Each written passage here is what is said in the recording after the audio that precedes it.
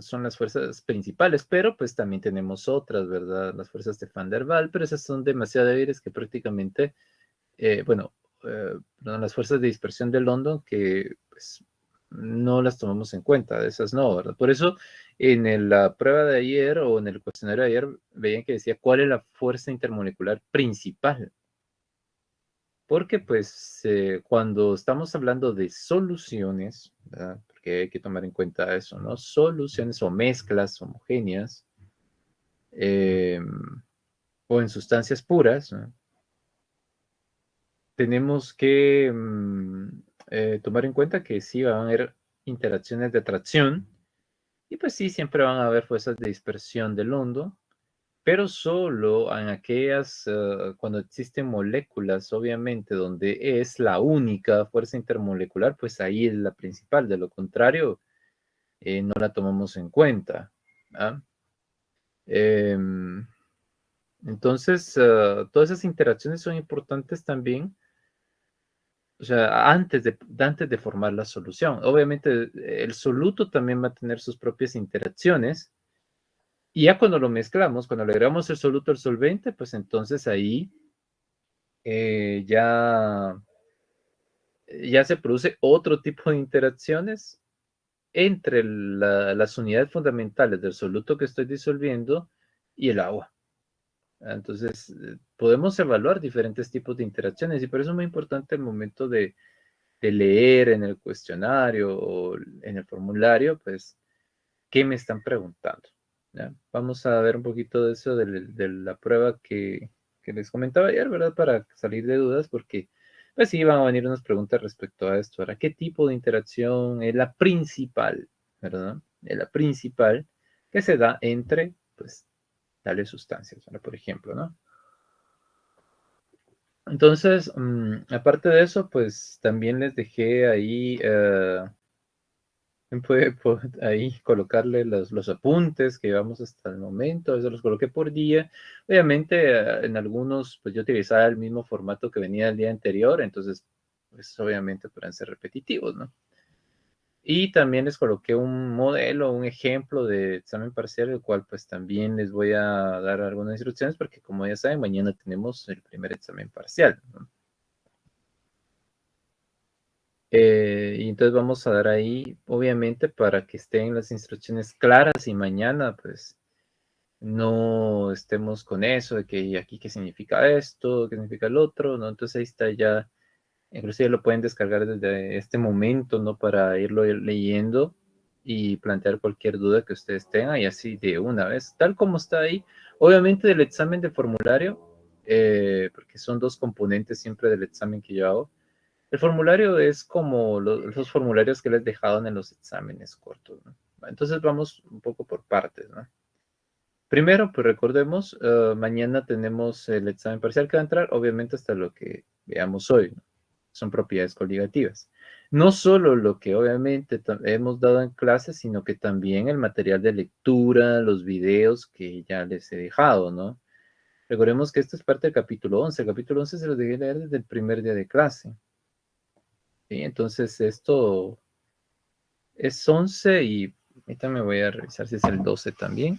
Yo recuerdo que les había dicho también ese, pero o sea que no solo nos quedemos así como que, ay, sí, están los apuntes, porque recuerden que en la clase no es que pues tengamos que ver todo, sino que solo lo principal, ¿verdad? Para eso está el material también, que se ha dejado con antelación, por supuesto.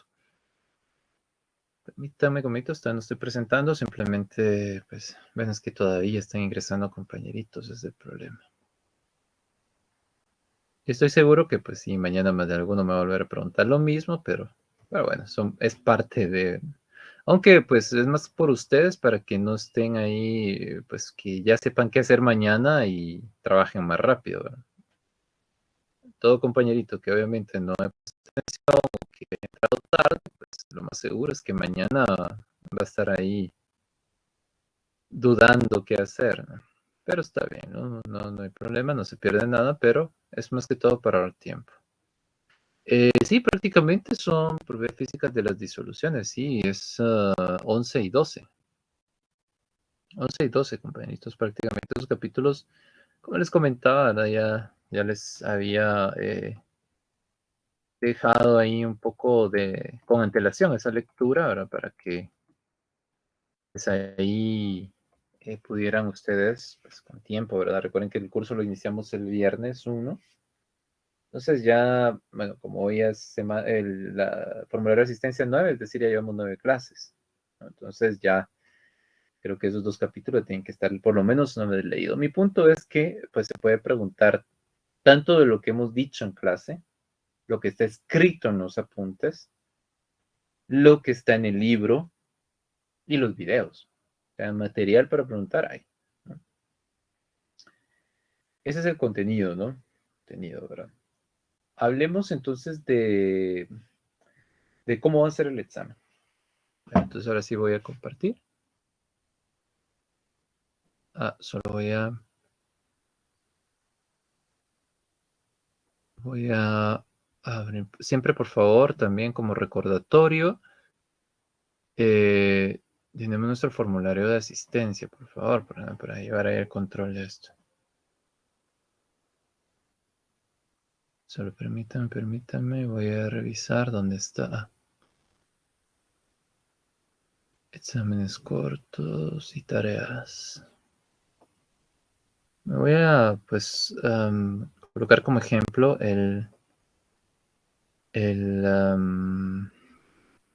uno de los cuestionarios que les dejé ayer. ¿Qué dice tarea? Formulario de asistencia, no, esto no.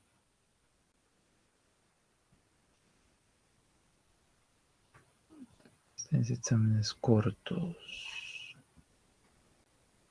Ahora sí. Fuerzas intermoleculares e identificación. Bueno, entonces, miren, entonces, el examen de mañana entonces tiene dos. Creo que estaba compartiendo, ¿verdad? ¿O no? ¿O no? Es que la computadora está un poco lenta hoy. Pero vamos a ver. Ahí está. Ahora sí. Pantalla. Ahí estamos.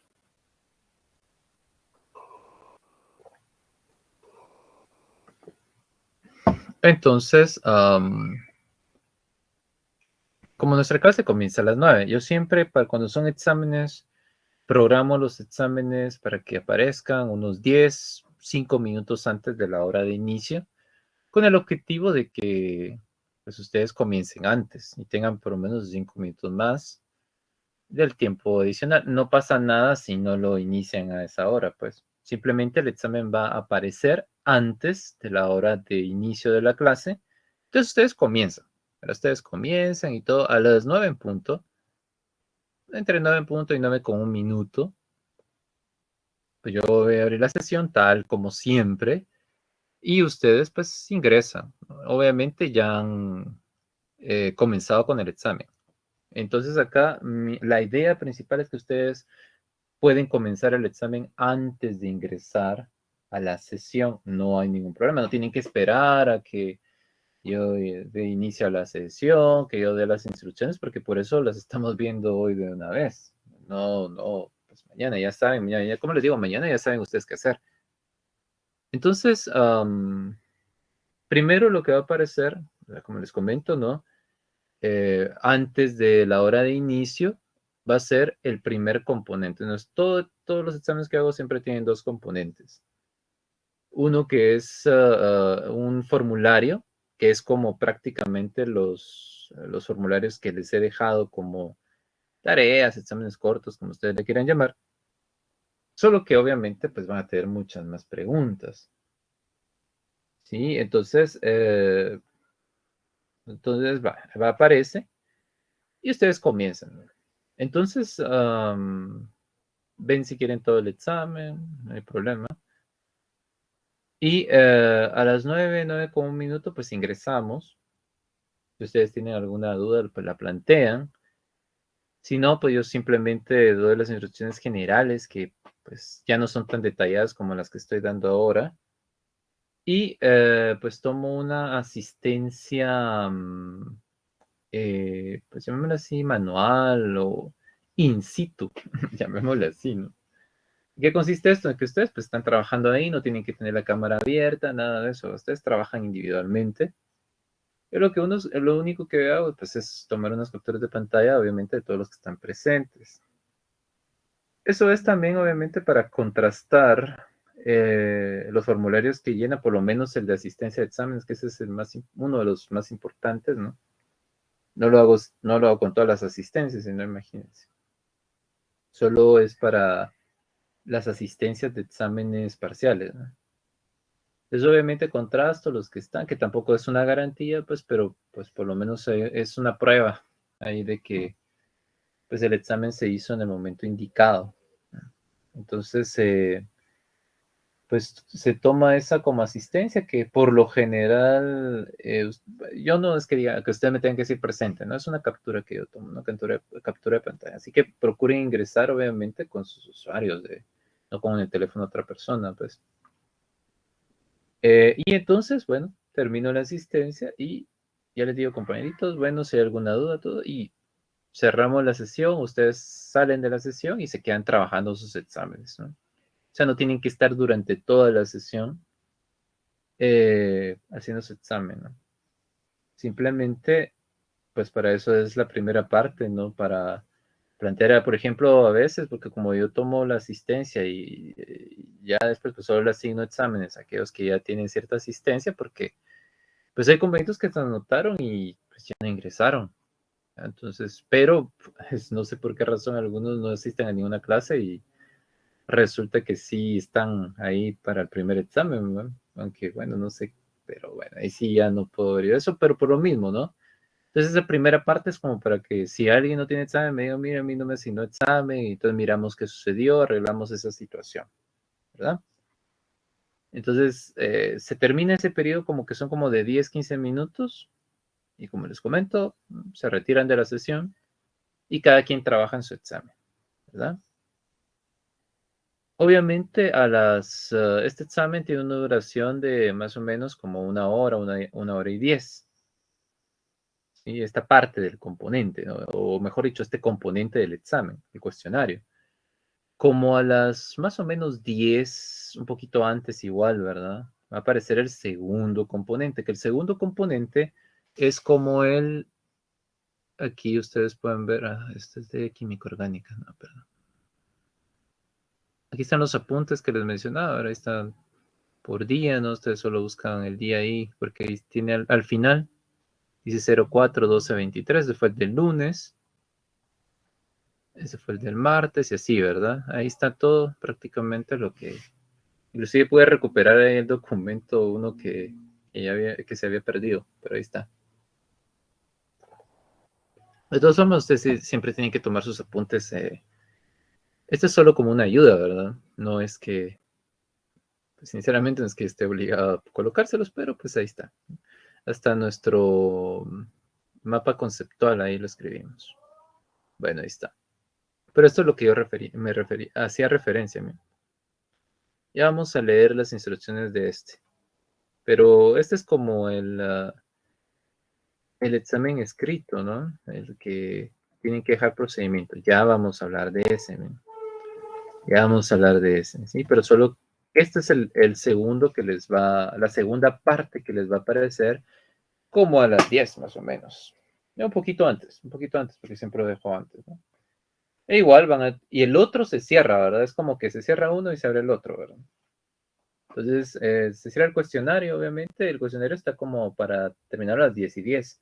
Es como hay un traslape, ¿verdad? Que unos 15 minutos donde van a estar los dos habilitados, pues, porque tampoco es que aparece uno y cierra automáticamente, o se cierra automáticamente el otro, no, ¿verdad? Porque el otro ya tiene una hora, por eso van a ver ustedes la hora, así como aparecen sus tareas, ¿verdad?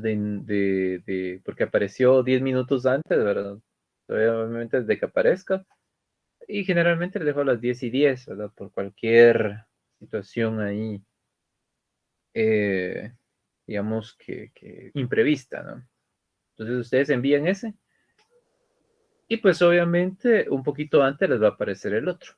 ¿No? Entonces este componente que yo les estoy mencionando acá, siempre van a ser dos componentes, ¿no? Solo que uno va a aparecer primero, el otro va a aparecer después, ¿sí? Y no es que los dos van a trabajar al mismo tiempo, ¿verdad? Obviamente aparece uno, solo uno, el cuestionario, lo trabajan, se preocupan solo de ese, ¿no? Y después aparece el, eh, el componente 2, llamémoslo así, el componente B, que es este prácticamente, ¿no? Que vamos a leerlo ahí. Pero no sé si está claro hasta el momento, hay alguna pregunta, ¿no? Respecto a cómo vamos a trabajar mañana. Bueno, entonces, siempre si hubiese alguna pregunta, pues pueden abrir su micrófono ahí. Entonces ahí, como les comento, cuestión. Ingeniero, perdone. Sí, sí, sí. Entonces van a haber dos partes en el examen parcial de mañana. Correcto. Dos partes ¿Sí? o dos componentes. Ujú. Y disculpe, ingeniero, Sí, sí, sí. Adelante. es, ¿son ahí mismo en Classroom? Así es. Los dos son en Classroom. Los dos van a aparecer en Classroom. Solo que Ah, uno va a aparecer el cuestionario, como siempre, y el otro solo va a ser un documento que, como les aparece también los cuestionarios, las tareas, los documentos. Lo único es que no sé si ustedes han enviado tareas o han trabajado tareas así. Lo único es que ahí dice enviar, ¿verdad? Enviar. Bueno, yo creo que en el otro también, ¿verdad? Pero ahí les va a aparecer enviar la tarea, ya les voy a indicar qué es lo que tienen que enviar. Ahí ya aparecen como tareas, por supuesto, pero es un examen parcial. Pero sí, es siempre en el Classroom. Siempre en el Classroom van a aparecer los dos. ok, Ujú. gracias. Bueno, está bien. Entonces, siempre, pues, si tienen duda, pueden abrir su micrófono ahí. Entonces, ustedes enviaron el cuestionario, ya se envió. Entonces, comienzan a trabajar este. Este, pues, obviamente, su objetivo, ¿verdad? Por eso el primero yo le llamo componente de cuestionario, ¿no? Y a este le llamo componente con evidencia de procedimiento, porque eso es lo que voy a evaluar. Me interesa el resultado, por supuesto, pero ahí es donde yo voy a ver el procedimiento. Y obviamente hay normas específicas para eso, porque como ustedes ven que en cada cuestionario que les envío hay una serie de instrucciones que a veces ni las leen, yo sé, porque me responden algo que no les he preguntado, pero ahí están. ¿Y saben por qué? Porque si no después dicen, no, es que eso nunca lo dijo, es que se no estaba, yo entendí de una manera. Por eso están las instrucciones, ¿verdad, compañeritos? Para que sigamos las instrucciones y en cualquier punto de divergencia, ¿verdad? Las instrucciones es lo que nos ayuda a discernir ahí, ¿verdad? Cualquier punto de controversia. Porque eso sí, ¿verdad? Todo lo que no esté especificado en las instrucciones, ustedes son libres de hacerlo a su criterio. Y ese es el punto, ¿verdad? Y sí, tiene razón cuando, por ejemplo, no se especifica bien y ustedes dicen, pero mire, aquí no se especificó, ¿verdad? Pero siempre tengo una cláusula especial ahí para evitarme cualquier situación de esas, ¿no? Para ahí la vamos a leer. El punto es que ustedes tienen ahí les va a aparecer, así como dice ahí, el examen parcial, y van a aparecer, por lo general son 4 problemas. Obviamente, pues son unos que tienen un poquito más de detalle que el otro. Obviamente, los que tienen más detalle, los que tienen más, tal vez alguna operatoria un poco más, valen más, por supuesto. Y así como estos que son así más cortos y pues, valen menos. Es solo para ver así, son como diferentes niveles, ¿no? Entonces, ahí están los 4, ¿verdad? Entonces veamos las instrucciones, ¿no? No lo tienen que imprimir ni nada de eso, ¿verdad, compañeritos? No hay que imprimirlo. Ah, si no, imagínense, alguien no tiene impresora. No tienen que copiar el problema tampoco. Ahorita vamos a ver las instrucciones. Entonces ahí está. Yo solo les quería mostrar cómo es ahí sigue cómo es la presentación. Vean este símbolo, por favor, que esto es muy importante. Este símbolo es lo que aquí está como temario, ¿no? Entonces, puede ir cualquier símbolo que se me ocurra, ¿no? Ahí nos dirán es una N al revés. Bueno, sí, ¿verdad? Podría ser. Es una letra rusa, ¿no? Del alfabeto cirílico, es una I del alfabeto cirílico. Pues, pero ahí el punto es que puede ser cualquier símbolo. Entonces, esto es lo que va. ¿Qué es lo que van a hacer? Vean, vamos con las instrucciones. Procedimientos, dice. Escribe el procedimiento de cada problema en las hojas. ¿Qué hojas las que ustedes van a utilizar? A eso me refiero, ¿no? Identificándolo cada problema, por supuesto, con su respectivo número. ¿Por qué hago eso? Porque tal vez ustedes podrán comenzar por el problema 3, por el problema 4, pero tienen que escribir ahí, ¿verdad? Problema, no me dejen, bueno, es que el punto es para que no dejen esos grandes espacios, así como que, después lo voy a hacer, ¿no?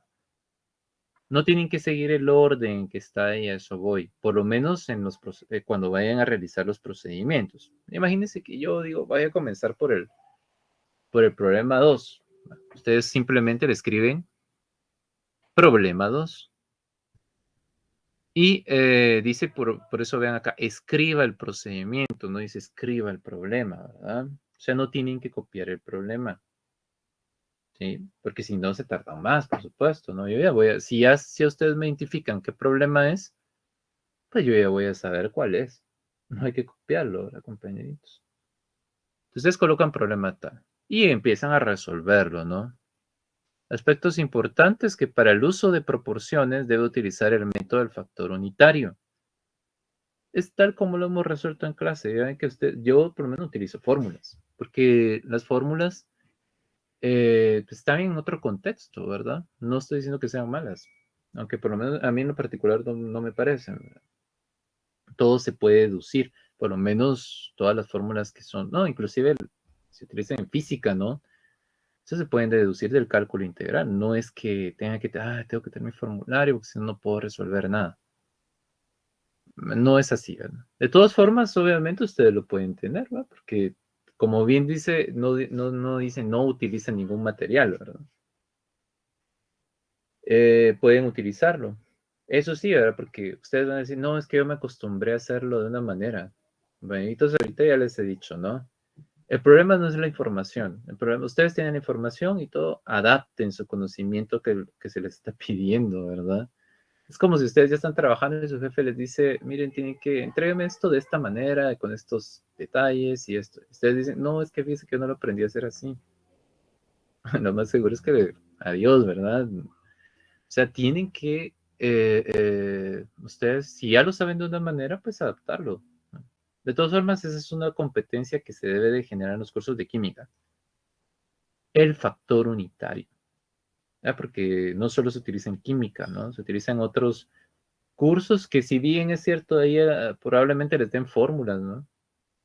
Y ahí les digan, sí, mire, puede aplicarlas, pero eso es cuando ya estén en esos cursos, ¿no? En química es factor unitario. Lo que aprendieron en química 1. Una conversión, factor unitario. Nada de escribirme solo concentración es igual a, cantidad de soluto es igual a volumen por concentración.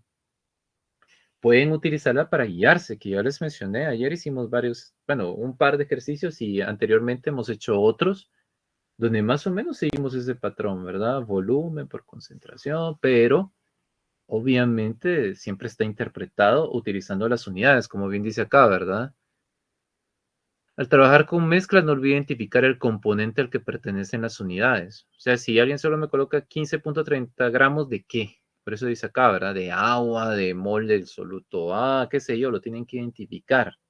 Esas son las condiciones, compañerito, compañerita, que no lo siga así, pues dependiendo qué tantas veces lo haga, pues yo puedo decir, no, yo no voy a calificar esto, porque ahí están las instrucciones. O ir bajando puntos, ¿verdad? De tal manera que al final terminen como con unos, si el problema vale 30, pues con unos 5 puntos o 10 puntos, ¿no? Porque ahí están las instrucciones y lo estamos leyendo un día antes del examen, pues para aclarar cualquier duda. Si no, vean las copias, vean, ahí están los ejemplos resueltos, ¿no? Y me imagino que ustedes también tomaron nota cuando estaba resolviéndolo, ¿verdad? Entonces es muy importante, ¿no? Entonces ustedes hacen su procedimiento bajo estas condiciones. Y como dice ahí, el procedimiento pueden realizarlo con grafito, ¿verdad? O sea, con lápiz, pues, o portaminas. No importa, no, de preferencia con lapicero, ¿saben por qué? O con ahí tal vez lo voy a especificar mejor, ¿verdad? Con grafito, pero que sea legible los números. Eso me recuerda un poquito cuando uno ve los cuadernos de primaria, obviamente cuando uno está comenzando, donde se ve así todo pastoso, no se lee bien los números. El objetivo es que se lean lo que están escribiendo. Por eso les digo, de preferencia utilicen hojas en blanco, pero tampoco es una exigencia porque, yo pienso que todos tenemos, pero algunos tal vez tendrán en su cuaderno, está bien, no hay problema. Pero resulta que a veces se ven más las líneas o de la cuadrícula, ¿no? Que lo que están escribiendo. Ahí si no se entiende los números, nada de eso, ahí ya nos cuenta el procedimiento, porque es lo que se está evaluando es procedimiento, compañeritos, no el resultado. Bueno, el resultado tiene una ponderación, por supuesto, dentro del total, pero un gran porcentaje se refiere al procedimiento. Debe llevar una lógica, ¿no? Entonces ustedes hacen su procedimiento con lápiz, está bien el problema, pero que sea legible los números que me van a escribir ahí, los números o los símbolos, ¿no? Números o símbolos. Porque pues pueden ser símbolos de las letras de los elementos químicos, por ejemplo, ¿no? Perdón. Entonces, bueno, hacen su procedimiento. Después, cuando ya llegaron a la respuesta, como dice ahí, ¿verdad? Encierra la respuesta en un cuadro, o sea, la figura cuadrado, ¿verdad? O un rectángulo, ¿no? Y escríbala con tinta de cualquier color, es decir, el procedimiento, la respuesta sí tiene que estar remarcada, ¿verdad? Eso es lo que se busca ahí. Cuando ustedes hayan terminado, entonces yo necesito que ustedes tengan también a la mano una hoja. Aquí está como un ejemplo, ¿no?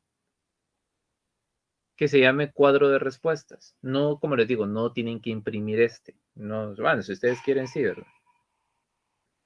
Pero aquí solo me van a colocar las respuestas.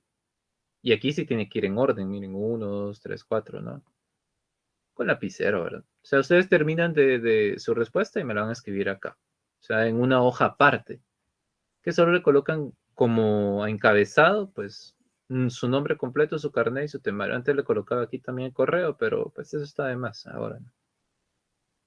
Entonces, nombre completo, carnet, temario. Entonces ustedes escriben acá su nombre, su carnet y su temario es este símbolo que aparece aquí, ¿no?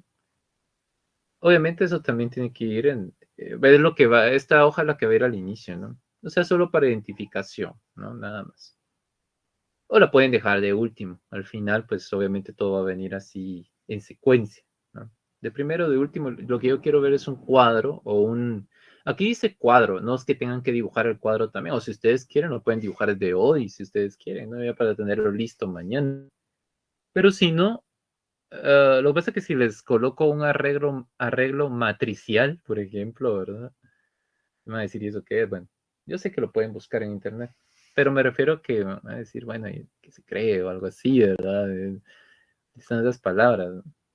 Recuerden que las matrices, pues cualquier arreglo rectangular, a los que ya van por su matemática 2 me parece, ¿no? Pues ahí, obviamente, ¿verdad? Ya han visto matrices, ¿no? O sea, es un arreglo rectangular, nada más, donde ustedes tienen que escribir problema y la respuesta. Es solo dos columnas, ¿no? Problema, número, problema y la respuesta. Y entonces, obviamente, eso tiene que ir en orden, porque sí, para esto sí, ¿verdad? 1, 2, 3, 4. Entonces, problema 1, su respuesta. Tal como la calcularon ya en el procedimiento, ¿no? Y hasta que terminen, ¿verdad? 4. Y ya una vez que hayan terminado, ¿verdad? Estas respuestas de acá, de preferencia sí con lapicero, ¿no? Para que sean más legibles, pues, porque es que como les comento, a veces yo he visto que algunos compañeritos lo que hacen, bueno, no sé, le toman una foto y la pegan acá, ¿verdad? Siempre y cuando esté remarcada la respuesta, pues. Lo que pasa es que a veces copian todo el procedimiento y lo colocan acá, ¿no? Solo la respuesta, ¿no? Entonces, si les lleva, si ustedes tienen tiempo para hacerlo, pues ningún problema, pero pues solo creo que es más fácil escribirla. Pero, pues como ustedes prefieran. Dice también, ya cuando ustedes hayan terminado, tienen que tomar una fotografía del procedimiento del cuadro de respuestas. Esas fotografías deben ser legibles, ese es mi punto, ¿no? Porque algunos como que, bueno, no sé, ¿verdad? A veces me colocan, no, es que la cámara, esto y el otro. Bonitos ya, pues ya esas son excusas que por lo menos a mí ya no me corresponden considerar, ¿verdad? Yo lo que necesito es que se vean los procedimientos y que se puedan leer, que se puedan, porque como les he comentado, a veces con algunas fotos que no se entiende realmente los símbolos, o sea, el lápiz como que no se están utilizando un lápiz H, ¿verdad? Recuerden o a veces no utilizan un 2B, no un 3B, aquellos que que se utilizan para ashurar, ¿verdad? Y pues está todo pastoso, no se lee bien. El punto es que se lea bien, ¿verdad? Y creo que en ese escáner creo que se puede, ¿no? Entonces, porque dice acá, ¿verdad? Tomar fotografías, estas fotografías deben ser legibles y enviarlas en un solo archivo, solo que aquí, no sé por qué no me salió, pero tiene que ser un único archivo PDF, era ahí. Creo que, sí, no aparece. Qué raro, voy a revisar, porque yo recuerdo que sí le escribí enviarlo en un solo archivo PDF. Y también aquí lo había escrito, pero no sé por qué no apareció. Tal vez en la descarga sí. Enviar un solo archivo PDF, eso sí iba a decir ahí en su examen de mañana, porque voy a revisar. Y aquí le había agregado seguir cualquier otra instrucción o cualquier otra indicación que se dio en clase, ¿no?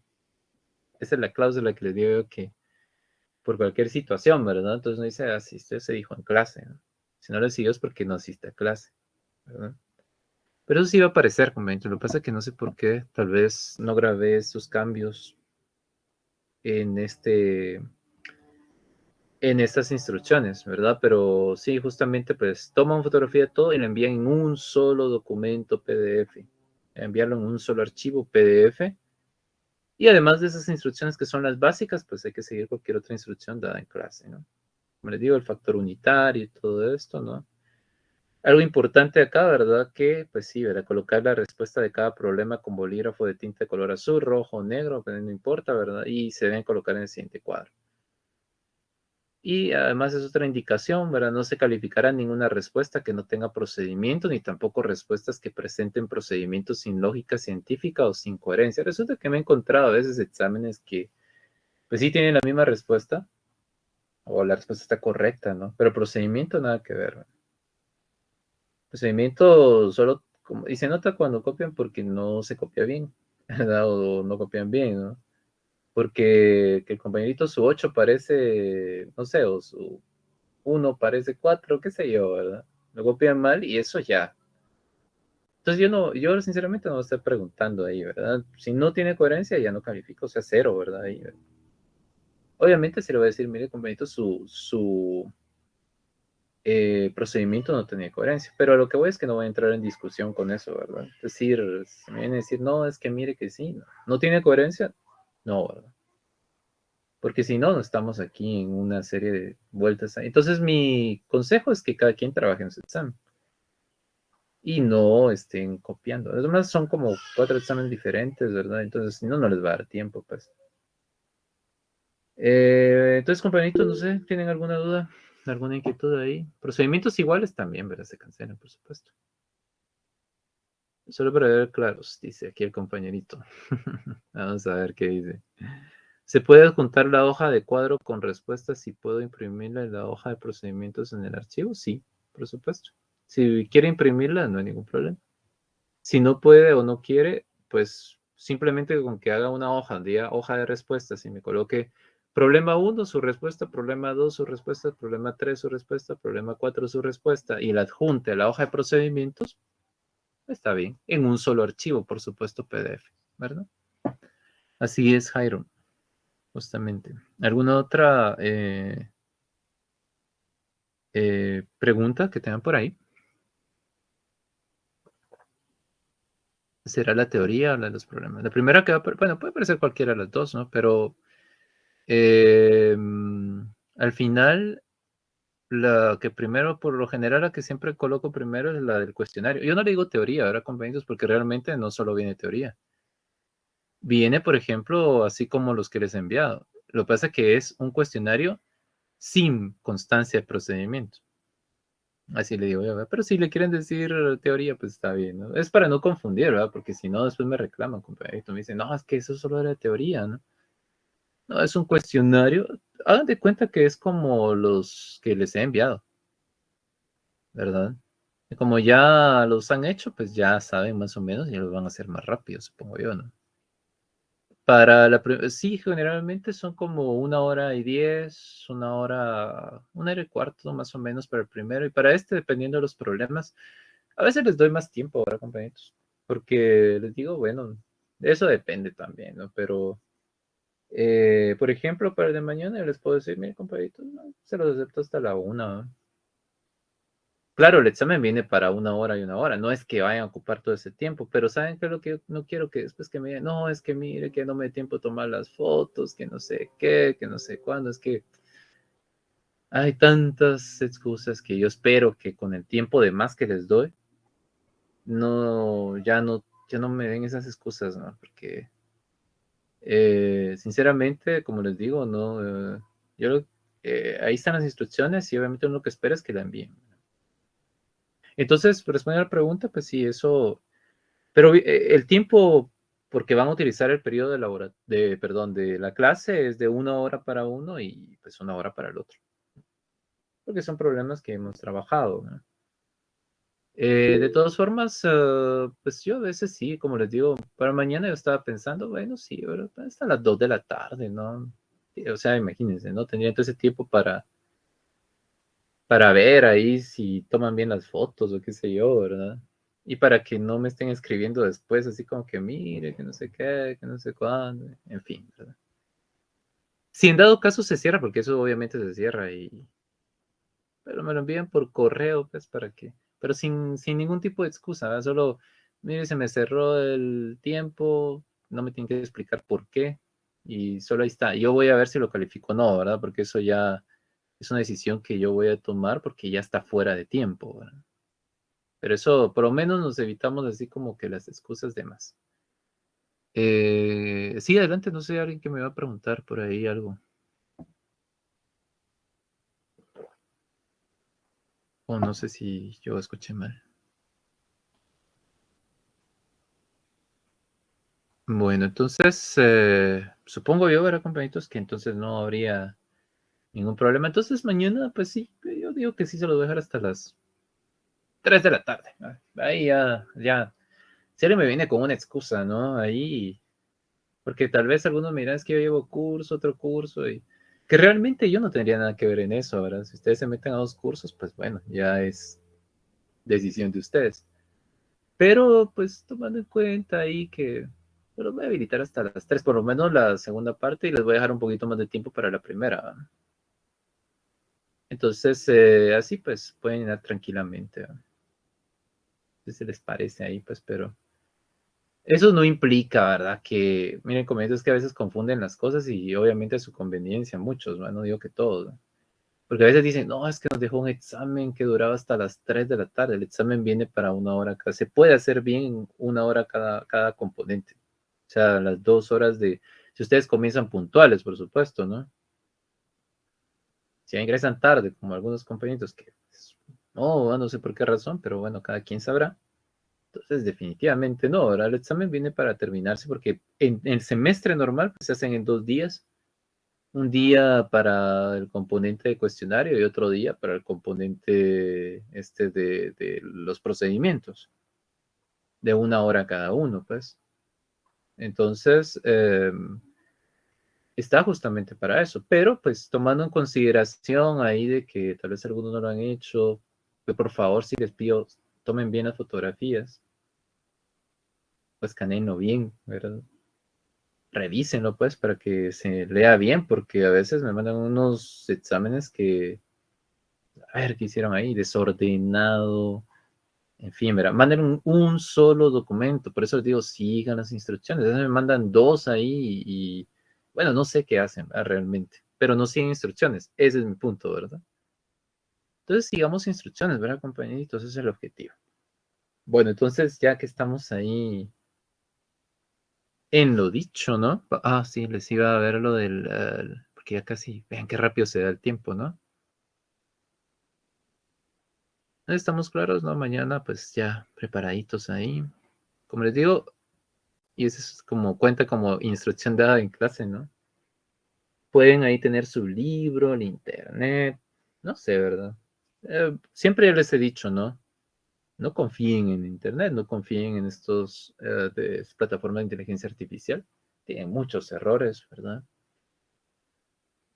Y eso me van a decir, no, es que a mí en la inteligencia artificial me dio que esta era buena, que esto era, ¿no? No, ¿verdad? Hay que analizar justamente, porque recuerden que pues más que todo la versión en español son versiones de prueba. Siempre la que tiene mayor información, creo que se los comenté a ustedes, ¿no? Es la versión en inglés, ¿no? Por ejemplo, de chat GPT, ¿no? Entonces ahí, pues bueno, pueden escribir en inglés si ustedes quieren, ¿verdad? Pero igual no es que sea 100% confiable, ¿no? Entonces no se confíen de eso. Y, sí. Yo creo que ya cerré ese, pero no tenía que ver. Ah, no, aquí está. Veamos el de ayer, solo así rapidísimo. Niveles intermoleculares. Ahí están las instrucciones, ¿no? Ahí vean, dice que si porque esto yo veo, no sé, no lo siguen, ¿verdad? Pero cuando sea necesario, pues.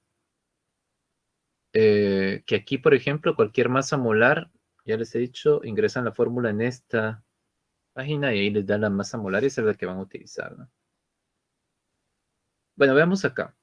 Dice, ¿cuál es la principal? Vean, tienen que poner, ya dijimos que, por ejemplo, las fuerzas de dispersión de London van a ser principales únicamente en aquellas moléculas donde no exista otra fuerza, porque de todas es la más débil. Por eso aquí dice, vean, específicamente dice, ¿cuál es la principal fuerza intermolecular que se produce entre una molécula de agua, que ahí sí ya no la dibujamos porque ya hemos hecho varios ejemplos, ya se la dibujé en la clase, también está en su libro, ya saben que es una molécula polar, tiene un dipolo permanente, ¿no? Una molécula de agua y la unidad fundamental de una especie química representada por la siguiente fórmula. Cuando nos referimos a unidad fundamental tenemos que saber si es molécula o es ion, ¿verdad? Eso es lo que tenemos que saber. No se los escribo porque ese es objeto del examen, por supuesto, ¿no? Que ustedes sepan o que ustedes busquen, ¿verdad? Y que revisen sus conocimientos ya adquiridos, porque eso es algo que ya se estudia en Química 1 y lo hemos practicado aquí, ¿no? La unidad fundamental de esto es una molécula, obviamente, es una molécula y que yo tengo que saber qué tipo de molécula es, si es polar o polar, para contestar esta pregunta. Y la unidad fundamental de una especie química representada por la siguiente fórmula. Y ahí está la fórmula. Entonces, esta fórmula representa una molécula apolar, ¿verdad? Entonces, y lo explicamos también en el cuadro ahí, ¿verdad? La molécula de agua es polar. Cuando una molécula polar se va acercando a una molécula polar, entonces le genera un dipolo. Es un dipolo inducido, ¿no? Entonces, la principal fuerza molecular que se da acá es un dipolo inducido, ¿verdad? Porque la molécula es dipolar, la molécula de agua, pero esta es apolar. Lo que sucede es que cuando se va acercando esta a esta, le genera un polo, ¿verdad? Pero hasta que se acerca. Eso se llaman dipolos instantáneos, ¿no? O sea, esta no la tiene, pero cuando se acerca a la molécula de agua, sí. Entonces, en este caso sería dipolo inducido, ¿no? Esa sería la respuesta acá. Para esta, ¿no? Pero vean que tiene cierto análisis, ¿no? Dice acá, ¿cuál es la principal fuerza intermolecular que se produce entre una molécula de agua? Entonces, imaginemos ahí la molécula. Aquí lo que estoy diciendo es que estas son soluciones, ¿no? Porque está el agua que es el soluto y mezclé un poco de esta. No dice cuánto, pues que no interesa acá. Pero sí, ¿verdad? Entre una molécula de agua y una unidad fundamental de una especie química representada por la siguiente fórmula. Entonces yo veo acá y esta fórmula lo que representa es una unidad fundamental llamada molécula. ¿De quién? Pues bueno, aquí por lo menos no interesa, ¿verdad? Pero esta es una pirimidina, es una base al final, ¿verdad? Y entonces, porque recuerdan que les mencioné ahí sobre las bases nitrogenadas, pues dije, bueno, vamos a ver ahí qué tanta atención pusieron, qué tanta. Y entonces lo que tienen que ver es que si en esta molécula, ya sabemos que el agua pues tiene las condiciones de que tiene, por ejemplo, un átomo. Recordemos que el agua puede funcionar como dador del puente de hidrógeno, ¿verdad? O el aceptor, dijimos, ¿no? ¿Verdad? Dependiendo, ¿no? La molécula de agua puede actuar como ambas. Y entonces lo que tengo que ver acá es que si tengo un enlace, por ejemplo, nitrógeno-hidrógeno, aquí está. Un enlace un enlace polar, lo que tengo que ver yo aquí, ¿no? Si el agua fuera el donador, digámoslo así. Pero también esta molécula puede ser donador. Sí. ¿Por qué? Porque tiene en enlace NH. O sea que al final, aquí, la principal fuerza es puentes de hidrógeno, ¿no? Entonces está bien. Que como les comentaba, no es porque tenga hidrógeno, sino que tengo que ver con quién está unido esos hidrógenos, para ver si sí o sí, ¿no? Recordemos que aquí, cuando preguntamos esto, obviamente, ¿verdad? Y cuando estudiamos esta parte, pues aquí son fuerzas que se dan cuando hay una interacción positiva, llamémoslo así, es decir, se forma una solución. Cuando no se forma solución, no hay fuerzas intermoleculares, obviamente. O sea, hay fuerzas, pero hay de repulsión, ¿verdad? Pero no se toma como una fuerza intermolecular como tal, ¿verdad? Porque las que se estudian acá son principalmente fuerzas atractivas. Bueno, entonces aquí era puente de hidrógeno, ¿no? Que ya habíamos dicho, ¿no? Que el puente de hidrógeno es una fuerza dipolo-dipolo, pero él especifica en clase que se toma por aparte, ¿no? Se toma por aparte. Ahora bien, vean lo que dice acá. ¿Cuál es la principal fuerza intermolecular que se produce entre una molécula de agua y la unidad fundamental de una especie química representada por la siguiente fórmula? Entonces, esta es una molécula completamente apolar, ¿verdad? Pero no es una apolar como esta, miren que es pequeña, ¿sí? Como esta de acá. Sino que este es un hidrocarburo, es como si estuvieran así como gasolina. En realidad este se llama isobutano, ¿no? Es como, esto está presente en la gasolina, obviamente. Entonces es una molécula polar muy grande. Y el agua es una molécula polar. Aquí por el tamaño de la molécula, obviamente, ¿no? Y por su carácter que es apolar, pero ustedes miran, pero sí, mira, la otra también era polar, pero vean que esta es una polar formada por los mismos átomos, cloro, cloro, yodo, yodo, todavía lo dijimos, ¿no? Moléculas diatómicas, oxígeno, oxígeno, por ejemplo. En cambio, se considera polar, pero vean los enlaces, completamente diferentes. Carbono, hidrógeno, es una molécula mucho más grande. Y entonces aquí dice, bueno, que se produce entre la molécula de agua y la unidad fundamental de una especie química representada por la siguiente fórmula. Entonces, esto es como si estuvieran mezclando agua y aceite. Y entre el agua y el aceite no hay ninguna interacción de atracción, ¿verdad? Entonces, esta es apolar. Perdón, o sea, esta molécula es apolar, eso sí, no se quita, ¿verdad? Pero el agua es polar, pero aquí no le induce un dipolo a la otra, es que es muy grande, ¿no? Pensemos en agua y aceite. Entonces, aquí prácticamente no hay ninguna. Entonces, ahí uno coloca, ninguna es correcta, ¿verdad? Como decía ahí, ¿verdad? Vean que acá es muy importante, y ahí está el punto, analizar cuáles son los componentes. Además, eso está en el libro. Lo vimos, obviamente, nosotros en nuestro cuadro ahí de cuadro sinóptico, ¿no? Nuestro mapa conceptual, pero pues también está más detallado en el libro, ¿no? Entonces pensemos que esa es como una molécula de aceite y la molécula de agua no se van a atraer. Entonces acá, pues no. Ahora vean la segunda pregunta. Por ejemplo, ¿cómo hubiera cambiado si yo les hubiera dicho? ¿Cuál es la principal fuerza intermolecular que se produce entre dos moléculas o dos unidades fundamentales de una especie química representada por la siguiente fórmula? Estoy hablando de que esta se va a interrelacionar con otra igual a esta. Ahí sí, la respuesta es fuerzas de dispersión del hondo. Entonces, vea cómo cambia el análisis ahí.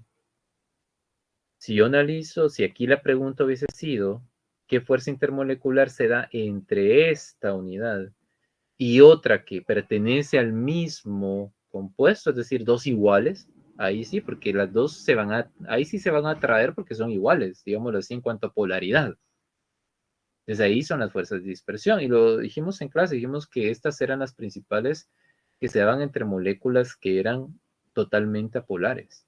Si yo tengo dos moléculas apolares completamente, la fuerza de interacción principal va a ser fuerzas de dispersión del hondo. En cambio, si tengo una molécula apolar muy grande, como esta, y el agua, ahí no hay interacciones. O sea, hay interacción negativa, repulsión, nada más. O sea que ahí ninguna de estas era correcta, porque todas estas que se están estudiando acá son de atracción, ¿verdad? Entonces, ninguna opción es la correcta, era acá. Entonces, ven cómo cambia. Puede estar la misma figura, pero dependiendo de qué me están diciendo acá, lo único que tienen que recordar ustedes es eso. ¿No? Si se están relacionando dos moléculas polares, independientemente si son del mismo compuesto o no, pues puede ser dipolo-dipolo, dipolo-dipolo, o bien puentes de hidrógeno. Tendría que ver bien ahí los detalles, pero podría ser esta, ¿no? Entre dos moléculas polares. Si es entre una polar y una apolar, depende, ¿verdad? Porque si es una apolar muy pequeña, como esta, donde tengo dos átomos iguales, o qué sé yo, una molécula polar pequeña. ¿Verdad? Que pequeña ustedes miran de cuánto, bueno, 3, 4 átomos y mucho. ¿No? Esta, si ustedes cuentan, esta tiene como, en total, ¿verdad? Sí tiene 4 átomos de carbono y tiene 4 por 2, vamos a ver, 4 por 2, 8, tendría 10, ¿no? Se puede ver acá, vamos a ver, 3, no, porque son 4, ¿verdad? 12, perdón.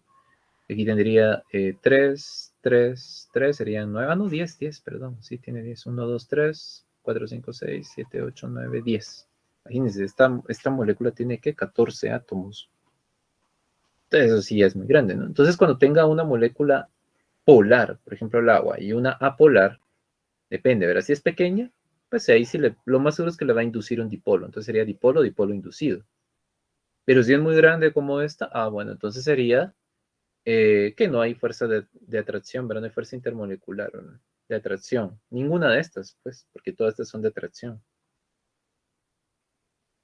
Y si son dos moléculas apolares, como era este ejercicio que venía aquí, entonces, pero una de ellas es muy grande, ¿verdad? Así como estas, ¿no? Entonces aquí sería una fuerzas de dispersión, ¿verdad? Fuerzas de dispersión. Pero aquí dice cuál es la principal fuerza intermolecular que se produce entre dos unidades fundamentales de una especie química representada por la siguiente fórmula. Es decir, dos de estas mismas, ¿no? Porque dice acá, ¿verdad? Vean que ahí no dice el agua. Es un detalle que ustedes tenían que detectar porque, pues, me imagino que leyeron ahí los enunciados, ¿no? Entonces acá entre dos de la misma especie, digámoslo así, ¿no? Y que ambas son apolares, porque no significa que, porque las dos son de la misma especie, siempre va a ser fuerzas de dispersión, ¿no? Por eso tienen que analizarlo bien. Son dos del mismo compuesto, en donde ambas sean apolares y que tengan gran cantidad de átomos. Entonces, este de acá, pues bueno, es una fuerza de dispersión, ¿verdad? Aquí sí, fuerzas de dispersión era la respuesta. En ese que parecía el triángulo acá. Aquí, la respuesta es fuerzas de dispersión del hondo. Y por último, ¿no? ¿Cuál es la principal fuerza intermolecular que se produce entre dos unidades fundamentales de una especie química representada por la siguiente fórmula? Aquí me faltó cerrar la pregunta. Pero obviamente son dos moléculas que son iguales a esta. O sea, dos que son iguales que tienen esta estructura. Eso voy, ¿no? Esto no se preocupe, esa es la distancia, la longitud del enlace. Esa es otra información, pero aquí lo que nos interesa es cómo estaban unidas y qué tipo de molécula es, por supuesto. Entonces, esta es una molécula polar. Tiene un dipolo. Pero entonces uno dice, voy a ver si es puente de hidrógeno. Pero recordemos, ¿no? Para que exista puente de hidrógeno, obviamente debe haber un átomo muy electronegativo y ya estaban especificados cuáles eran, ¿verdad? Oxígeno, nitrógeno, flúor. Este no, ¿verdad? Entonces definitivamente, aunque tenga hidrógeno acá, no va a formar puente de hidrógeno. ¿Recuerdan? Eso está en la presentación, está en el libro. Tiene que ser solo con ciertos átomos. Oxígeno, nitrógeno, flúor. ¿Verdad? Entonces, en este caso, aquí no hay puente de hidrógeno. Eso decía, y también en las otras, vean.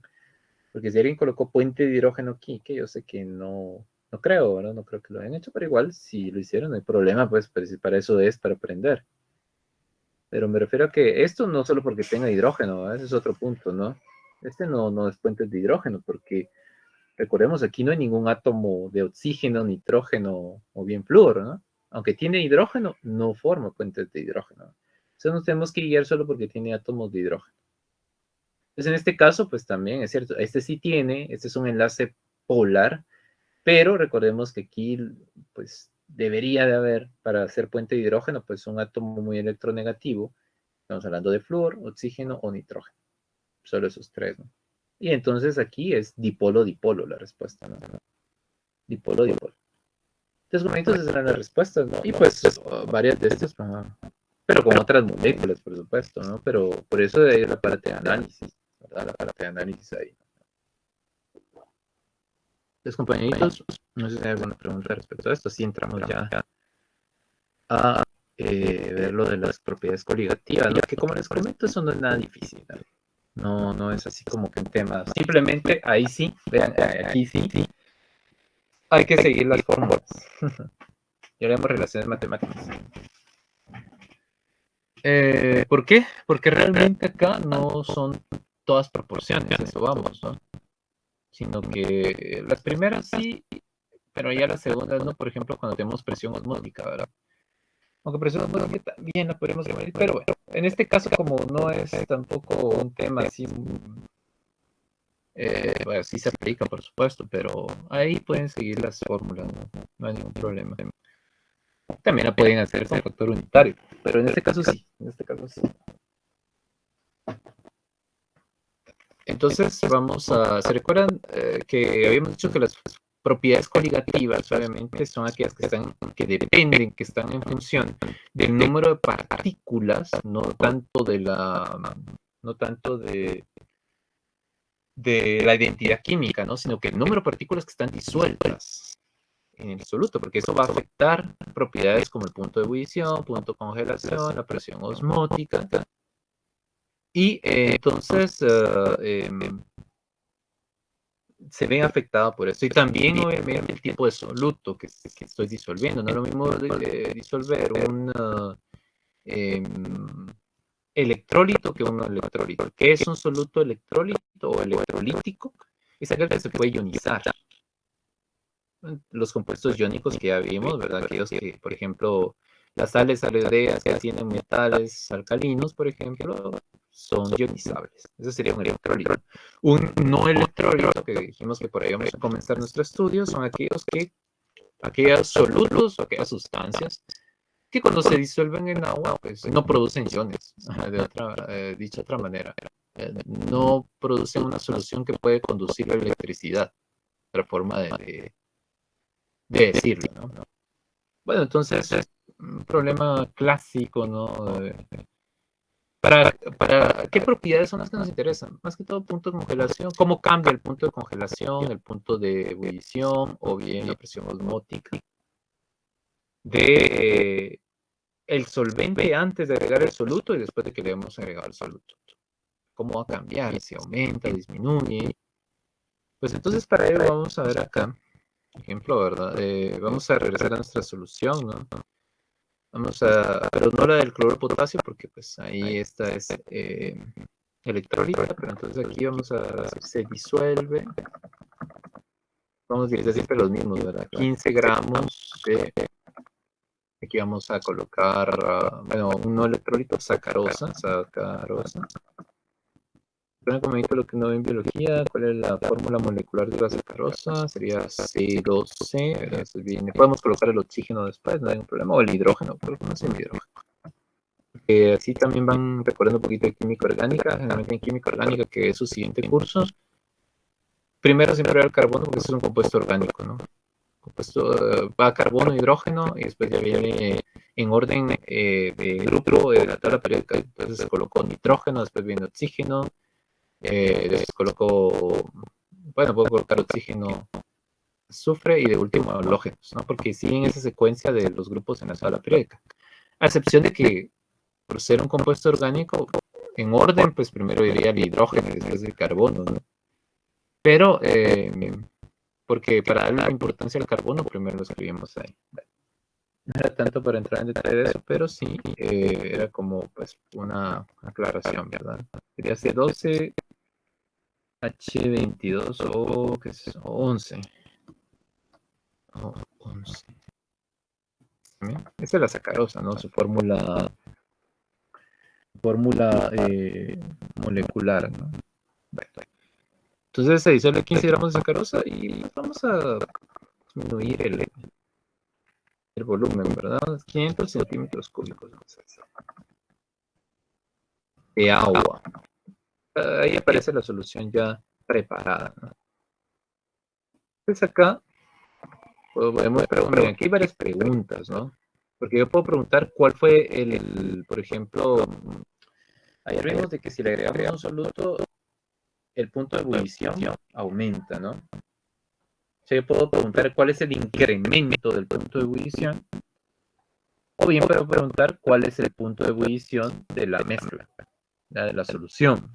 Por ejemplo, aquí vamos a preguntar eso, ¿cuál es el punto de ebullición de la mezcla?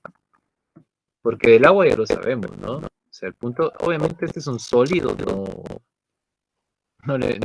su punto de ebullición va a ser muy alto, pues, por supuesto, ¿verdad? Porque primero tenemos que llevar el sólido al líquido, para hacer fusión, y después de fusión, pues viene la evaporación, ¿verdad? Del líquido a gaseoso. O sea, estamos hablando de que, pues, dentro de lo que estamos estudiando, y obviamente es objeto de interés, es ver en el caso del solvente. Por lo general, siempre comparamos como que, bueno, ¿qué le pasaría? ¿Será que la solución va a tener más o menos, o más alto, perdón, o más pequeño el punto de ebullición comparado con el agua, que es el solvente puro, ¿no? Esa es la pregunta, las preguntas que les conviene hacerse acá y son las que más se realizan, ¿no? ¿Cuál es el punto de ebullición de la mezcla? Del agua ya sabemos que vamos a asumir temperatura ambiente y vamos a asumir lo clásico que siempre tomamos como valor de referencia, diciendo que el agua pues tiene 100 Celsius, ¿verdad? 100 grados Celsius como punto de ebullición. Bueno, entonces queremos, justamente para eso sirve este tipo de temas, ¿no? Es una aplicación, ¿verdad? Sabemos que eso, obviamente, el punto de ebullición de la mezcla se modifica comparativamente con el punto de ebullición del agua porque ya le he disuelto este soluto, y este soluto va a interactuar con el agua, por lo tanto va a modificar, ya no va a ser el mismo punto de ebullición del agua, eso va, ¿verdad? Ya no pensemos que una mezcla va a tener el punto de ebullición, el mismo punto de ebullición. Puede que no varíe mucho, eso va a depender de cuánto disolvamos. Ya vimos que las propiedades coligativas dependen del número de partículas o unidades que estén disueltas y por lo tanto, pues sí, tiene que ver, ¿no? Tiene que ver ahí en la cantidad que yo agregue. Si agrego 30, lo va a afectar de manera diferente que si lo comparo con estos 15 gramos de sacarosa que disolví en este primer ejercicio. Vamos a ver entonces. Entonces, como... Permítanme, compañitos. Está ingresando.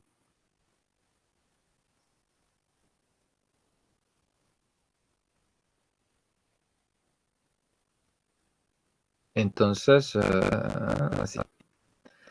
Ayer, pues, estamos viendo, bueno, comenzamos con el punto el punto de ebullición, ¿verdad?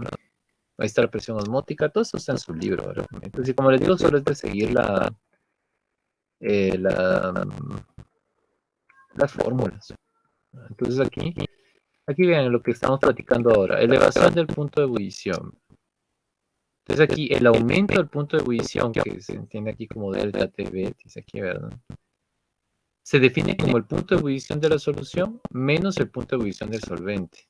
Bueno, esta es una forma de expresarlo, pero aquí también esta es ya como una fórmula, ¿no? Para no que se deduce a partir de esto, pero no vamos a entrar en detalle en la deducción. Pero vean, aquí lo que está diciendo es que el cambio en el punto de ebullición de la mezcla, porque te ves de la mezcla o solución, ¿verdad? Va a ser igual a la constante molar de elevación del punto de ebullición, que aquí está proporcional, como les digo, no lo puede hacer por entero, pero pues vamos. Eso sí, si utilizamos y eso sí es algo importante, compañeros. Igual se puede utilizar esta fórmula, sí, pero con unidades, ¿verdad? No solo los números, las unidades. Entonces acá pues solo tenemos que multiplicar esa constante que se llama constante molar de elevación del punto de ebullición, que obviamente está referenciada al solvente que estamos utilizando, y la M, que es algo que ya aprendimos, ¿no? Que se llama molaridad. Y aquí, por eso les digo, las unidades de concentración nos sirven y nos van a seguir, vamos a seguir utilizándolas. Así que no es que es como que uno diga, pues no la aprendo, de todas formas, no. Estas se utilizan mucho también. Y al final también, o sea, durante todo el curso. Así que hay que aprender a calcularlas. Entonces, en este caso, aquí, primero ya sabemos que aquí hay que determinar la molaridad. O podemos escribir la ecuación, o sea, la fórmula que nos va a servir para resolver el problema. Ajá. Vamos a ver acá. Así. Acá.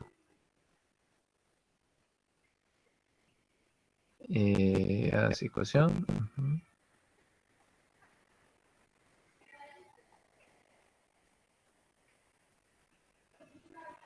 Entonces acá es delta, o sea, cambio. Siempre que vean ese símbolo, ese triangulito, dicen, pero no es un triangulito, es una letra griega, que es la delta, aquí está, delta mayúscula, que pues obviamente se entiende como incremento, ¿no? Aparte está la delta minúscula, miren. Y ya recuerden para qué se utiliza la delta minúscula, ¿verdad? Para la polaridad. Esto significa una carga parcial. No se me viene la palabra, carga parcial. Entonces, sí, hay que tener los contextos, ¿verdad? La delta mayúscula se utiliza para incrementos por lo general. Bueno, y en química lo vamos a ver así también, igual que en matemática. Pero en química la delta, en este caso, la delta minúscula, porque estas son mayúsculas, estas son minúsculas, la delta minúscula se utiliza para expresar cargas parciales, ¿no? Entonces aquí delta para indicar un incremento o cambio, ¿no?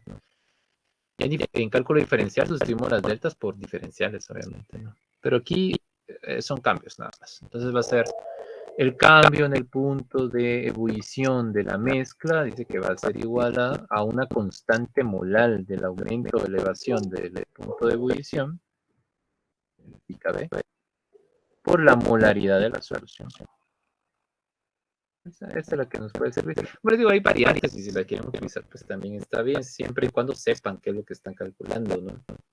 Pero por eso, no, yo lo que voy a revisar es que estén, obviamente, bien escritas las unidades, como siempre, hay que escribir las unidades de qué, ¿verdad? Vemos que tenemos molaridad. Bueno, no la tengo la molaridad, no solo me indicaron aquí cómo es que se elaboró la mezcla. Entonces, tengo que calcularla, ¿no? Pero es como ya lo sabemos hacer, no hay ningún problema, porque entonces, solo para recordar un poquito, ¿no? Sabemos que es molaridad, pues sí, ¿verdad? Molaridad, pues son, o se define como, ya lo voy a especificar, ¿verdad?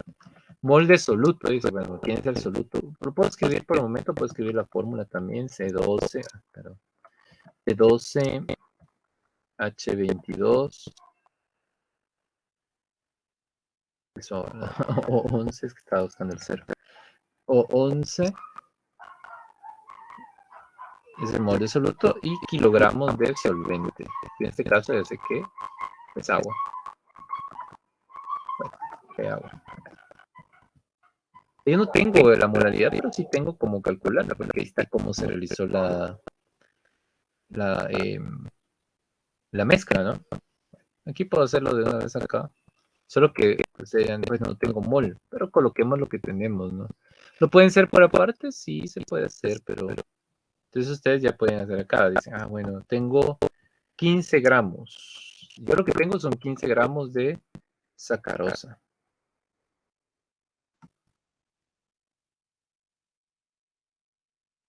Disueltos en 500 centímetros cúbicos de agua, vean, es una unidad de volumen, pero yo ya sé que, y esto sí no es necesario que pero si lo quieren hacer, ¿no?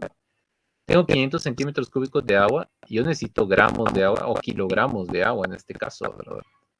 Entonces, así como este sí es opcional, pero sí, mejor si lo hacen, ¿no?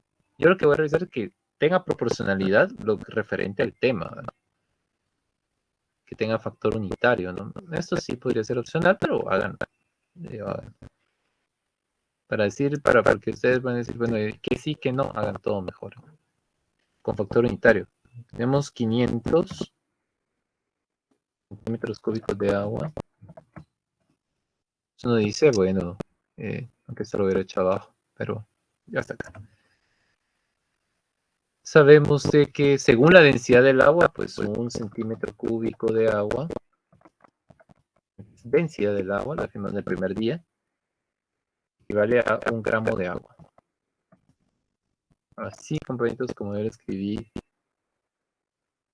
Lo que va a variar es el orden que lo hagan. Por eso les digo que, porque alguien podría decir, no, pues, si lo estamos haciendo así, podemos tener el mismo procedimiento. Entonces nadie piensa exactamente igual, aunque sea uno lo coloca antes, otro lo coloca después. Y no solo por eso, ¿verdad? Porque si no va a decir, coloco yo esto arriba, coloco esto abajo. Muchas veces es la secuencia lógica. Y se nota cuando es... ya uno después de todos estos años de verlo así en digital y todas esas cuestiones del Classroom, ya identifica uno ciertos patrones, ¿no? Entonces, centímetros cúbicos de agua, gramo, pero necesito kilogramos, ¿no? Sabemos que va a ser 0.5, pues, pero 1000 gramos de agua, 1 kilogramo de agua.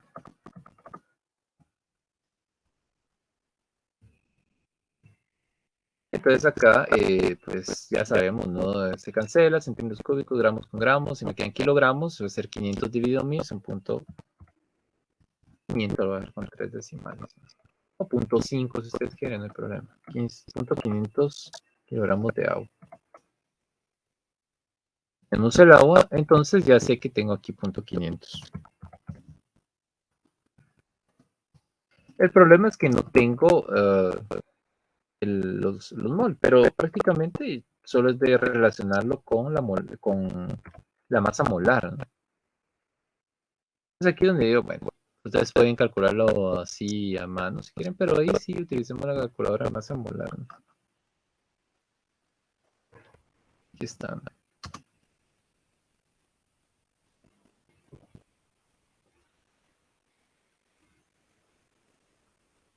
Vamos a ver. Aquí está la calculadora de masa molar. Esta es la que les dije yo ahí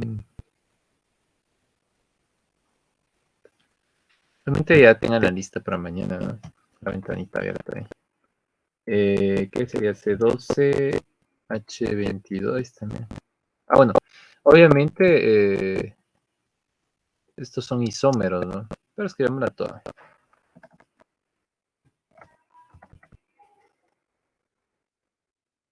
C12, H22, C12, H22, 11, sí.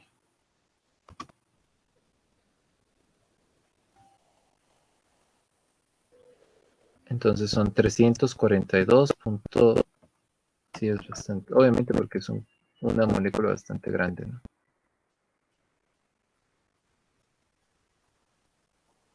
Y entonces estos gramos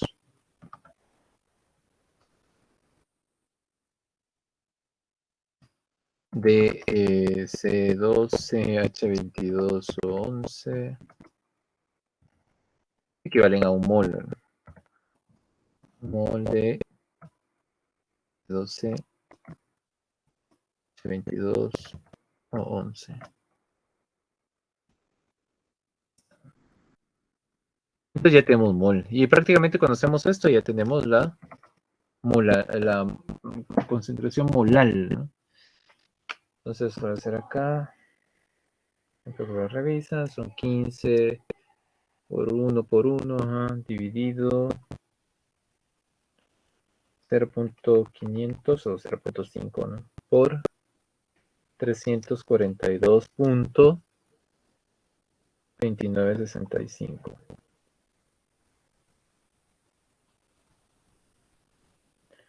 Y queda 0, bueno, por lo menos me queda 0 punto, por favor siempre revisen, ¿verdad? 8, 7, 8, 8, 8, porque son 3 decimales las que vamos a usar. Cuando sea así, por ejemplo, yo lo estoy haciendo como que para tipo cuestionario, ¿no? Pero realmente lo pueden dejar con más decimales cuando es la parte de procedimientos. Recuerden, esta es la segunda parte el segundo componente del examen, ¿no? Si ustedes dejan 2, si dejan 3 o si dejan 4, está bien cualquiera, ¿no? En cambio, para el cuestionario dice específicamente ahí de 3 decimales de los procedimientos, ¿no? Bueno, aquí le dejé más, pero eso no nos varía tanto, ¿verdad? Entonces aquí tenemos 0.088 mol. Como estamos en la parte de aquí de procedimental, pues como está el procedimiento y no importa. Son molal, ¿verdad? Ahí tenemos ya la molaridad, 0.088, 0.088. Bueno, ahí estamos. Entonces ya tengo este componente, miren. Y prácticamente entonces ya solo tengo que... ¿Quieren esto? Escribámoslo aquí abajo, ¿no? O escribámoslo antes. ¿Está? Entonces ya solo... Pues aquí utilizamos esto.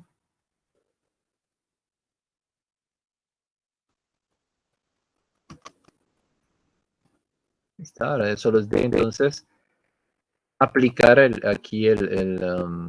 ahora bien, la KB, esa KB está en el libro, está en los libros, está en internet también.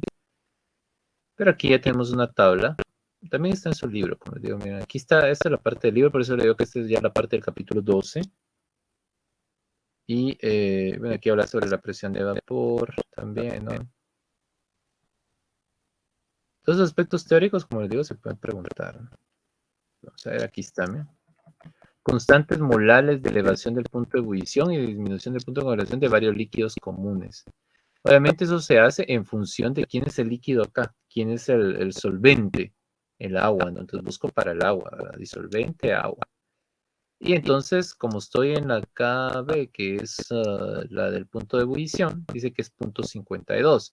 Si estuviera estudiando, porque esta es la otra variante, ¿no? Que me dicen, mire, ¿cuánto disminuye el punto de congelación? Bueno, entonces ahí utilizo la KF, ¿verdad? Que es para el punto de congelación.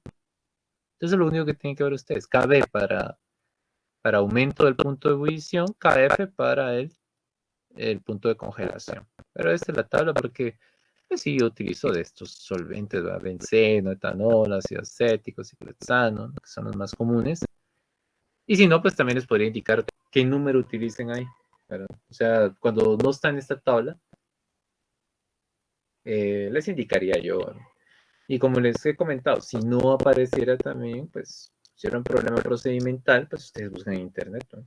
Como iba a estar el procedimiento, entonces, pues, ahí yo voy a ver cuál utilizaron, ¿no? Y se tiene que parecer, ¿verdad? Todos se parecen entre sí, además esto está tabulado. Pero bueno, el punto es que volvamos acá al agua. Como hemos dicho, el solvente universal, el que más se utiliza es agua, son soluciones acuosas. Entonces aquí buscamos la KB, que es la constante molar del aumento de punto de ebullición, que aquí es 0.52, con su respectiva unidad, ¿no? Porque es 100.52 grados Celsius por cada molar. Entonces, lo pueden ver acá, ¿no? Aquí dicen las cosas. O sea, lo que me está diciendo es, esta constante es que por cada molar, que cada unidad de molar, vamos a decirlo así, que yo tenga de concentración, la solución va a aumentar un grados Celsius. Eso es lo que significa. Por eso aquí lo que estoy calculando es el aumento, qué tanto aumenta. ¿Sí? Por eso así es prácticamente ese número me dice por cada molar cuánto aumenta. ¿Sí? Así se debe interpretar. Entonces sería 0.52, dijimos, ¿no? Y para que vean que obviamente las cantidades y las unidades pues cuentan acá. Entonces 0.52. Aquí lo que me está diciendo esto es que va a aumentar 0.52 grados Celsius por cada molar que tengamos de concentración. Y ¿cuál es la concentración molar? Entonces es de 0.088. Y entonces aquí 0.88 molar. ¿No? Aquí está molar. Entonces vean que molar se cancela con molar y solo me queda grados Celsius. Aquí me queda un poquito desfasado, pero sería 0.52 por, o sea, esto por 0.52, pues a la mitad, ¿no? Sí, tampoco, como le digo, como ahí, aquí está el punto, vean, lo que yo les mencionaba, y ese es el análisis, no solo mecánico. ¿Ya vieron de qué depende entonces el aumento del punto de ebullición? Esto siempre es una constante, ¿no? O sea, siempre para el agua va a ser 0.52. Obviamente, si yo agrego más soluto, ¿qué va a pasar? La molaridad aumenta y por lo tanto, el incremento del punto de ebullición de la mezcla va siendo mayor. O sea que al final, entre más, bueno, va desde aquí arriba, ¿no? Entre más soluto agregue, obviamente hasta el punto de saturación del agua, pues porque tampoco es que podamos agregar más soluto infinitamente, ¿no? Sino que depende de la cantidad de soluto que tengamos, ¿verdad? O sea, el solvente que tengamos, qué volumen de solvente, ¿no? Entonces, por ejemplo, para el... ¿cuánto es este? Es que para el agua, para las sales, más o menos son 18 gramos por cada 50 centímetros cúbicos, me recuerdo yo, ¿no? Por ahí, la de la sal, cloruro de sodio. Para este, si no sé si está en 200, por ahí creo que están entre 200 y 205 gramos de sacarosa por cada 100 centímetros cúbicos. Yo sí me acuerdo que era como 200, bueno, por ahí. Pero más o menos, ¿verdad? Por cada 100, 200. Obviamente yo no podía poder agregar más de 200 o sea, sí, pero no sé si, no se van a disolver. Lo más seguro es que vayan hasta el fondo del recipiente, ¿no?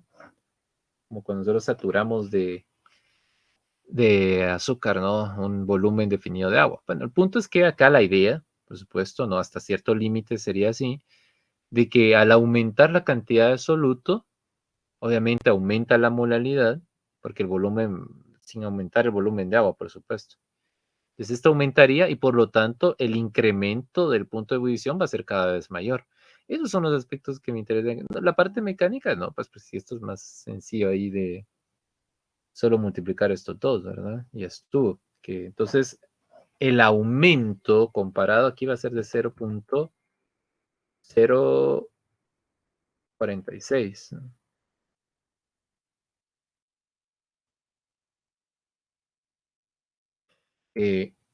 Grados Celsius. O sea que esto es el incremento, pero vean la pregunta, por eso tienen que tener mucho cuidado.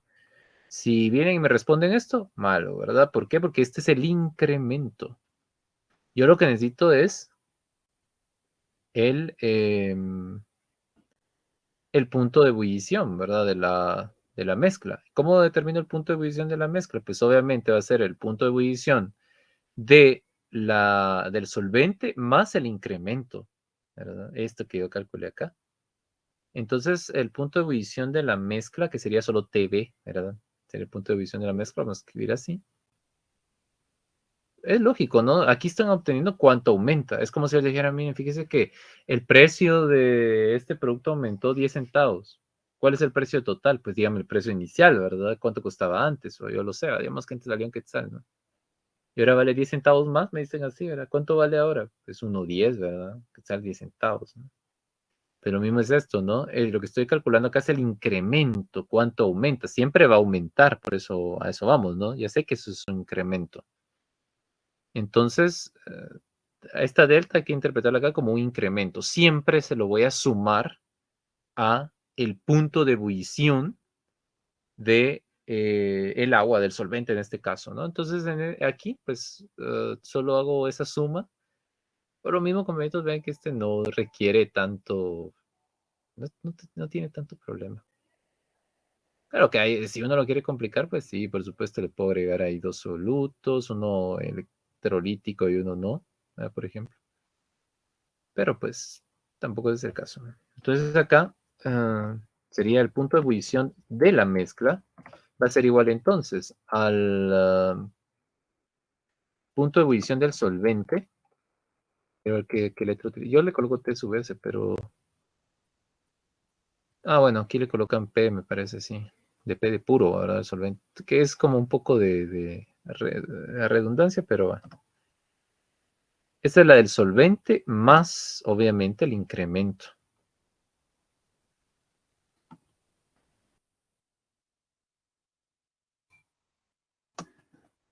Ahí está, ¿no?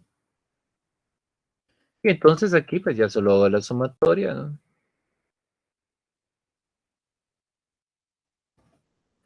Sería, ya conocemos, ¿no? Y aquí ten cuidado, obviamente si les coloco otro solvente no van a colocar 100, ¿verdad?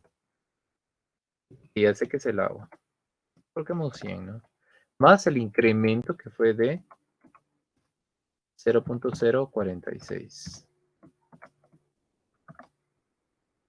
O sea, ya solo hago la sumatoria, me va a quedar 100, obviamente, punto 0.46. Vieron que no es que sea un aumento tan grande porque la cantidad que disolví no fue tan grande. A medida que voy aumentando, como ya les dije, la cantidad de soluto, entonces la cantidad pues molaridad va a aumentar y por lo tanto el incremento va a ser mayor y por lo tanto el punto de ebullición del agua va a ser mucho mayor que, perdón, el punto de ebullición de la mezcla va a ser mucho mayor que el del agua. Y siempre se lo voy a sumar. Aquí alguien me coloca 90 y tantos, vaya, está mal, tienen mal el concepto inclusive, ¿no? Entonces, bueno, eso es prácticamente, si fuera punto de congelación, entonces la única diferencia es que en el punto de congelación utilizo otra y no es incremento. Este delta significa disminución, porque así funcionan los solutos, ¿no? El soluto, vamos a colocar por acá. Si fuera, si en este caso fuera aquí está, miren, disminución en el punto de congelación. Entonces, a diferencia, vean aquí, la solución, perdón, el solvente puro va a tener más alto su punto de congelación comparado, obviamente, ¿verdad? Con la mezcla, ¿no? Entonces va a disminuir. O sea que si, por ejemplo, tengo que al final conviene, ¿no? Porque si ese es el principio justamente de los anticongelantes, ¿verdad? Es algo que yo le agrego al agua, por ejemplo, para que su punto de congelación sea más bajo y su punto de ebullición sea más alto, ¿no? También, ¿verdad? Funciona en ambos sentidos. Porque muchas veces, si yo tuviera agua, por ejemplo, ¿verdad? En lugar de que se congele a 0, ahora se va a congelar a -10, por decir un número, ¿no? -10 °C, ¿no? O sea que va a tener un margen más amplio, ¿verdad?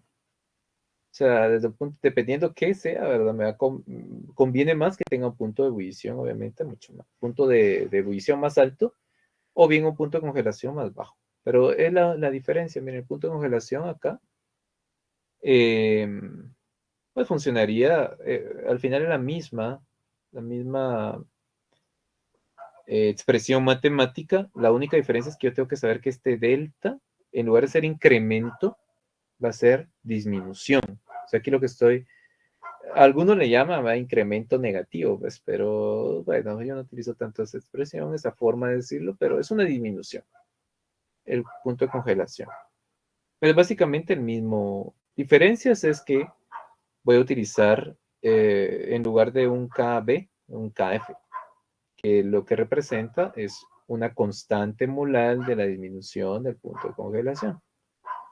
Igualmente está en la tabla, entonces uno en lugar de utilizar el de ebullición, utiliza el de congelación, 1.86. Entonces ya solo lo sustituye y la única diferencia es que uno resta. Bueno, hagamos eso así rapidísimo, ya que tenemos esta misma igual y aquí vamos a...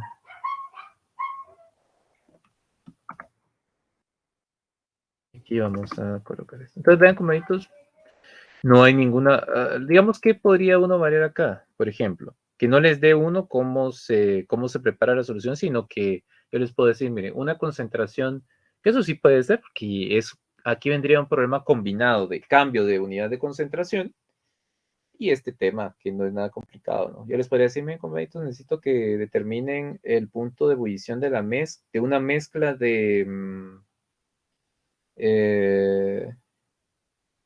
bueno, vamos a decir sacarosa, ¿no? Pero que diga .35 molal, por ejemplo, ¿no? Entonces ahí, no, ahí le está dando molaridad, perdón, punto 35 normal, ¿verdad? O punto 35 molar, o 15% masa. Obviamente les tengo que dar la densidad, ¿verdad? Para que, o 15% más a volumen, ¿verdad?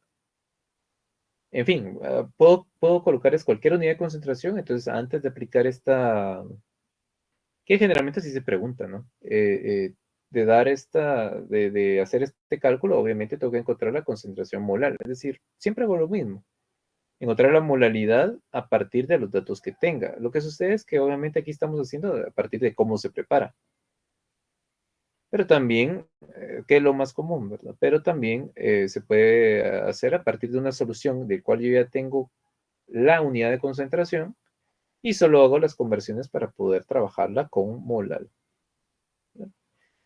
Es por si cualquier situación. Otra variante es que les cambie el solvente, ¿no? Que no sea agua, sino que sea cualquiera de los que estén en esa tabla.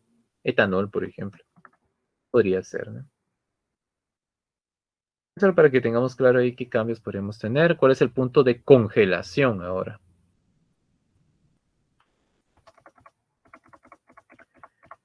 Otra variante es que yo les preguntara, miren, ¿cómo cambia el punto de congelación? Ahí cuando le digo cómo cambia, se refiere al incremento o a la disminución, ¿verdad? Ya solo me dedico a calcular el delta T o el delta, bueno, el delta TB o el delta TF, ¿verdad? Por eso, ya les digo, compañitos, el análisis de lo que me están preguntando es importante para saber cómo lo voy a resolver.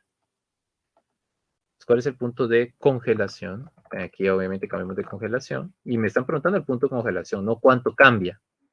Si me preguntan cuánto cambia, lo dejo hasta el delta, ¿verdad?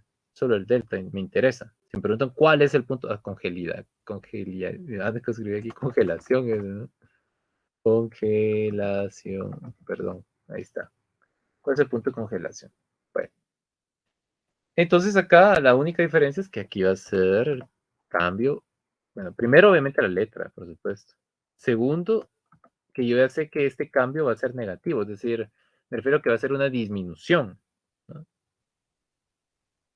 En el punto de ebullición era incremento, aumento, ¿no? Lo mismo, ahora calculamos esto, me va a dar lo mismo acá.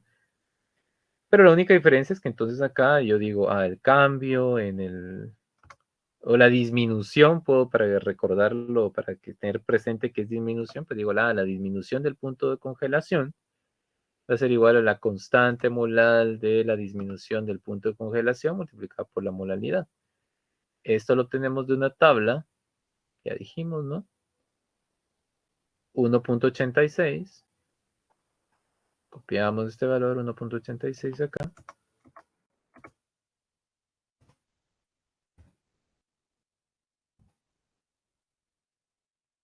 Como les comento, esto va a variar en función de si es ebullición, congelación y depende del solvente. Si otro solvente es otro valor.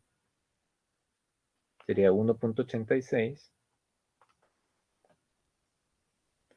por 0.088. Esto por lo menos me queda 0.164. Pero revisen, compañeros. 0.0, no, perdón, 0.164 grados Celsius. O sea que eso es lo que va a disminuir tomando como referencia o comparándolo con el solvente puro. Entonces aquí sería el punto de congelación, porque es lo que me están preguntando. Si me dicen cómo cambia el punto de congelación, simplemente tienen que decir disminuye, porque sí tiene que ir eso, ¿verdad? No solo me van a colocar el número, ¿verdad?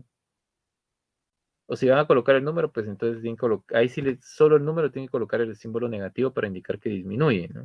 Pero por eso no me meto tanto en esto. Los signos tiene lógica, por supuesto, ¿verdad? Yo lo comprendo así también. Pero con que coloquen disminuye 0.164 comparado con el solvente puro o con el agua, para darle ya un título, está bien. Pero vean que ahí la pregunta es justamente eso, ¿no? ¿Cómo cambia? ¿Cómo se comporta? ¿Cuál es la disminución? También puede ser así, aunque eso es más lógico, ¿no?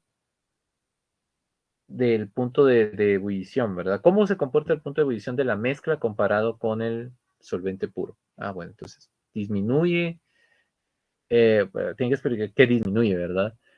El punto de congelación del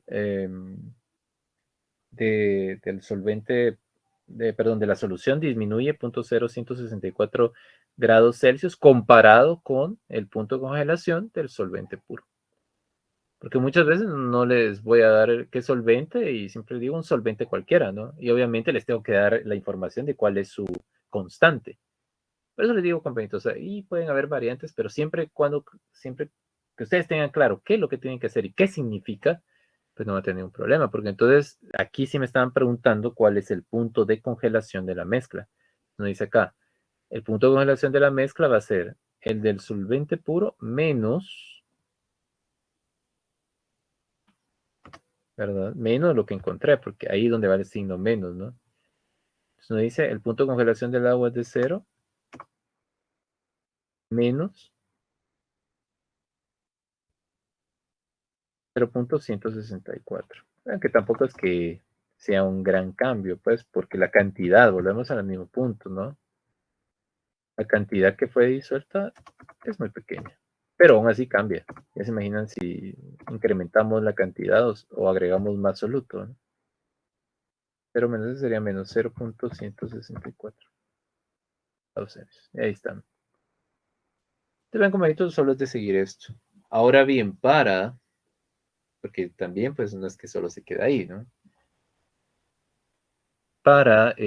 Si ya tenemos, porque recuerden las condiciones, ¿no? El soluto que estoy disolviendo es un soluto sólido no volátil, vamos a decirlo así, ¿no? Ese es el punto de ebullición nuevamente, sí, eso es lo que estamos estudiando, pero también podemos tener soluciones electrolíticas, ¿no? Soluciones electrolíticas se refiere a, por ejemplo, el cloruro de potasio, ¿verdad? Que produce iones. Para eso tengo que saber, ¿no? ¿Cuál es el, ah, cuántos iones produce? Pero me refiero a por mol, ¿verdad? Por eso dice acá, miren. Para eso utilizo, para resolverlo, un factor que se llama factor de Van Hoff, que básicamente dice el número real de partículas en la disolución después de la disociación dividido el número de unidades fórmula disueltas inicialmente en la disolución, ¿verdad? Entonces, prácticamente vamos a asumir que el número real de partículas, como dice acá, ¿verdad? De partículas en la disolución por número de unidades que se disuelve, es decir, que se va a disolver todo. Bueno, para hacerlo más explícito, si voy a calcular primero el factor de Van Hoff, que eso solo se hace para soluciones electrolíticas. Eso no lo hice para este de acá porque este no produce iones. Pero si tengo yo, por ejemplo, el cloruro de potasio,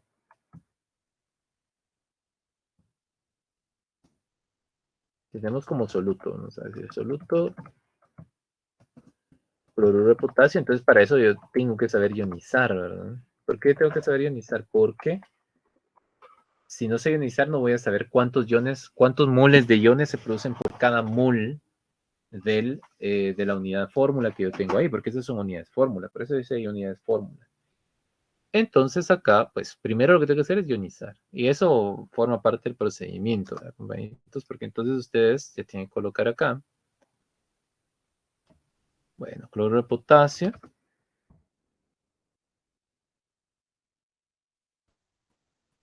yo sé que es iónico, que sí se va a ionizar en estos iones, ya lo habíamos escrito en los documentos anteriores, pero yo sé que en agua, aquí no le agregué lo acuoso, pero lo voy a agregar, está en agua, hay que especificar, ¿verdad? Que lo estoy disolviendo en agua.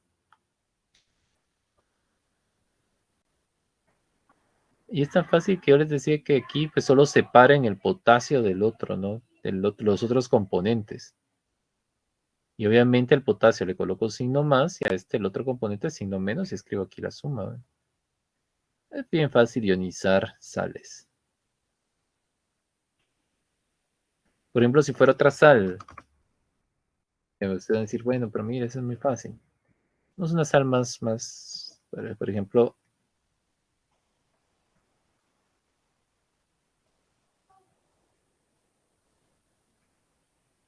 entonces separo el catión que es sodio, el otro componente que sería el nitrato, ¿no? Este siempre tiene signo más porque es el catión, ¿verdad? Siempre los metales alcalinos forman cationes. Y este va a ser el anión, perdón que no le escribí el signo antes, pero aquí está, ¿eh? Y ahí está la ionización.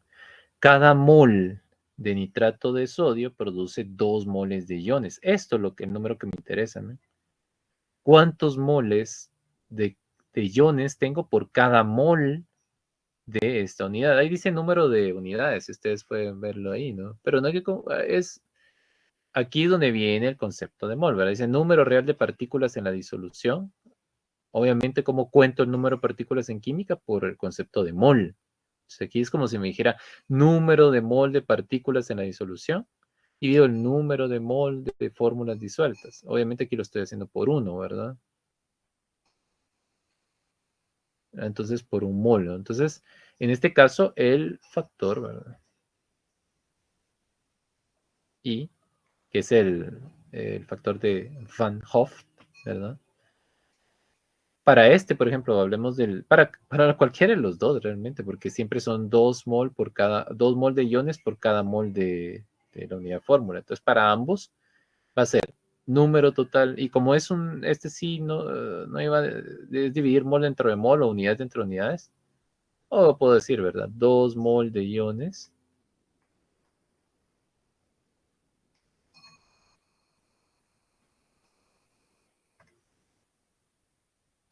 por un mol de unidades fórmula. Lo voy a abreviar, compañeros. Entonces el factor va a ser de 2. Ese es el factor de Van Hoff. Al final, lo que estoy diciendo es que cada unidad que disuelva, al final va a dar como resultado 2 unidades reales, ¿no? 2 unidades reales porque en realidad se van a separar siempre y cuando se ionice. Es decir, no siempre lo voy a, dependiendo qué tipo de soluto tenga. Entonces, pero ¿a qué me va a servir esto? Ahorita vamos a ver justamente, ¿no? ¿Dónde se aplica? ¿Y por qué lo estoy determinando? Entonces resulta que, vamos a buscar acá en... Bueno, la presión osmótica lo voy a explicar con este de una vez entonces.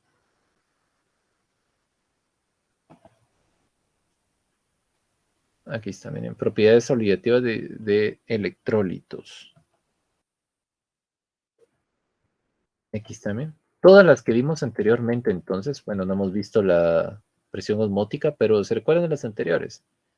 Entonces, para electrolitos, lo único es que aquí lo multiplico por este factor de Van Hoff. De tal manera que, obviamente, ya como hicimos la anterior, lo único es que aquí para el punto de ebullición, lo voy a multiplicar por esa I. Para el punto de congelación, lo multiplico por I. Y para esta es la presión osmótica, la multiplico por I. Esto es bien sencillo porque al final, pues, solo lo multiplicamos por ese I, ¿verdad? Entonces, vean, aquí también les dan para varios, ¿no? Para varios electrolitos. Lo que sucede es que no necesariamente tienen que aparecer en esa tabla. Aquí está el cloruro de sodio, ven que es 2, porque son 2 moles por cada mol de cloruro de sodio. Este, no van a confundirse, ¿no? Que, sí, como tiene tantos átomos, pero este al final también van a ser 2, porque este se divide en dos iones. Yo lo que necesito ver es la ecuación de ionización. Si fuera cloruro de magnesio o sulfato de magnesio, desde ahí, ¿verdad? Uno dice, bueno, pues sulfato de magnesio. Vamos a ver cómo está su química 1 ahí, ¿no? Acuoso. Bueno, entonces, ¿qué se divide?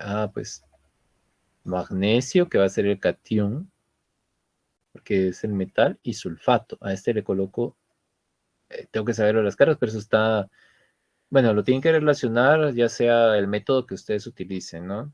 Posición en la tabla periódica, nomenclatura, qué sé yo, ¿verdad? Números de oxidación, pues puede ser también. Es también. Acuoso. Como pueden ver, 1 mol de sulfato de magnesio produce 2 moles de iones. ¿Sí? Entonces va a depender, ¿verdad? Va a depender de qué ion. Pero la mayoría, pues, los más comunes tienen 2. O sea, es como multiplicarla por 2 después de los resultados que hemos obtenido, ¿no? Por ejemplo, aquí, y así vemos esta presión osmótica, así rapidito, porque ya... bueno, aquí, ese es otro punto, compañeros, miren. Hicimos el ejercicio con respecto a determinación de cuál es el punto de congelación, pero como les digo, entre las variantes, les explico esto, que no debería, o sea, debería ser lógico para nosotros, pues, pero es una aclaración nada más. Que esta es la relación matemática, la fórmula. Obviamente aquí me están preguntando esto, ¿no? Pero teóricamente me pueden preguntar el KF. Obviamente no me tienen que decir qué sustancia es, porque si me dicen qué sustancia es, lo busco en internet y solo coloco la respuesta, ¿no? O lo busco en un libro y no, no es eso. Sino que recuerden la teoría de ecuaciones, ¿no? Yo tengo una ecuación lineal.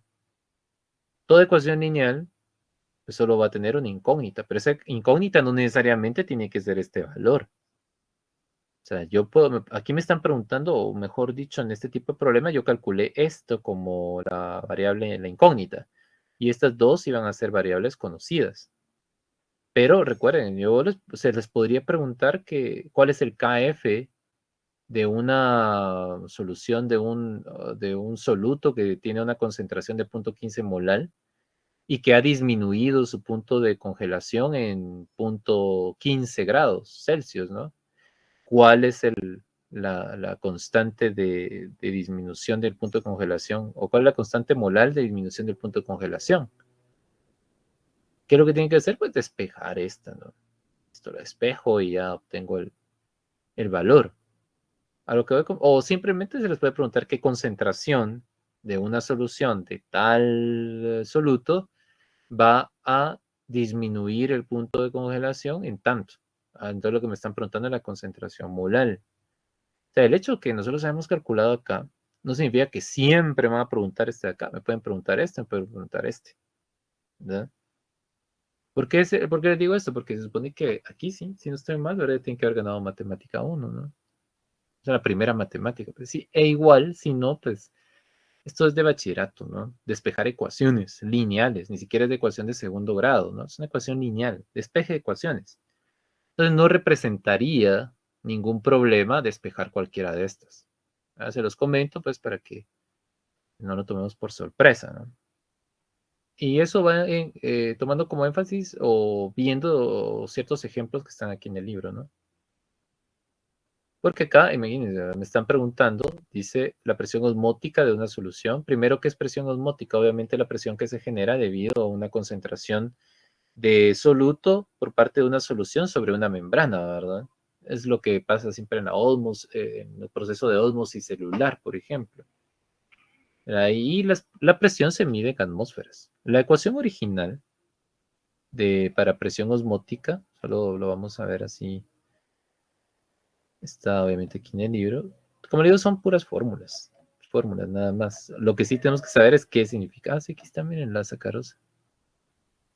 Y dice la presión osmótica. Aquí está la fórmula de presión osmótica, miren. Se representa con la letra griega pi, es una letra griega también, ¿verdad? No solo se utiliza para el número irracional 3.141592.7 puntos suspensivos, ¿no? En química, pues obviamente la letra pi también significa presión osmótica. Y pues dice que es la multiplicación, obviamente, de la molaridad. La R es una constante de gases. Ustedes dirían, pero ¿por qué utilizo la constante de gases si realmente estoy hablando de soluciones y de este soluto que es sólido, ¿no? Pero va un poco de lo que yo les había mencionado, de que los gases son fluidos y estos al final pues son fluidos, ¿no? Entonces yo puedo utilizar esta ecuación, estas ecuaciones que van para los gases, los puedo utilizar para cualquier soluto, en dado caso, un fluido, ¿verdad? Que se comporte de la misma manera. Entonces, lo que estoy haciendo énfasis acá es que este tipo de soluciones se comportan, son fluidos, obviamente, que se comportan o que tienen un comportamiento similar a la ley de gases. Entonces, vean que entonces, la presión, pi, presión osmótica es igual a la molaridad por la constante universal de los gases por la temperatura en Kelvin, ¿no? Eso sí tiene que estar en Kelvin. Y ya solo introducimos estos valores y vean que aquí hay otro ejercicio de unidad de concentración porque está en molaridad, pero igual puede venir en normalidad, puede venir en porcentaje masa-masa y hacer la conversión. Y entonces acá introducimos estos valores y ya nos da la presión osmótica. Es bien sencillo. Si fuera, tengo que ver, obviamente, si el soluto es no electrolítico o electrolítico, ¿verdad? En el caso de la sacarosa, como habíamos visto, se utiliza así. Pensemos en dos compuestos tipos. Prácticamente los que son no electrolitos, como la sacarosa, no le coloco el I acá. Los que son electrolitos, como el cloruro de potasio, que ya vimos también, entonces le coloco la I ahí. Es la única diferencia entre un soluto que no es electrolítico y uno que sí lo es. Que el que sí lo es, con el cloruro de potasio, va a llevar una I, que ya vimos que es el factor de Van Hoft, ¿verdad?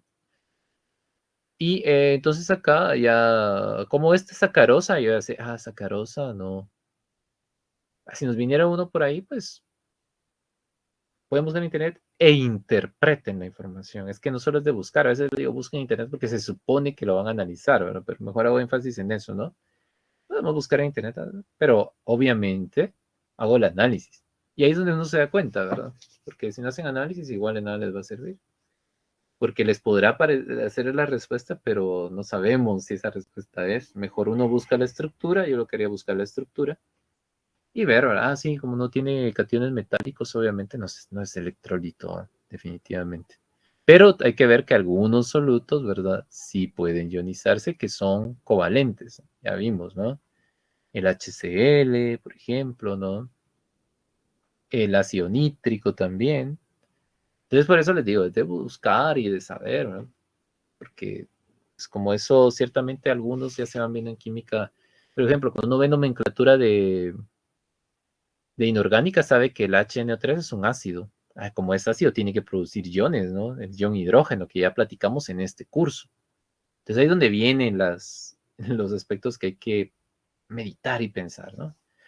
Por lo demás, compañeritos, entonces, aquí está la solución ya del ejercicio, ¿no? Como les comento, solo es de despejar fórmulas, miren.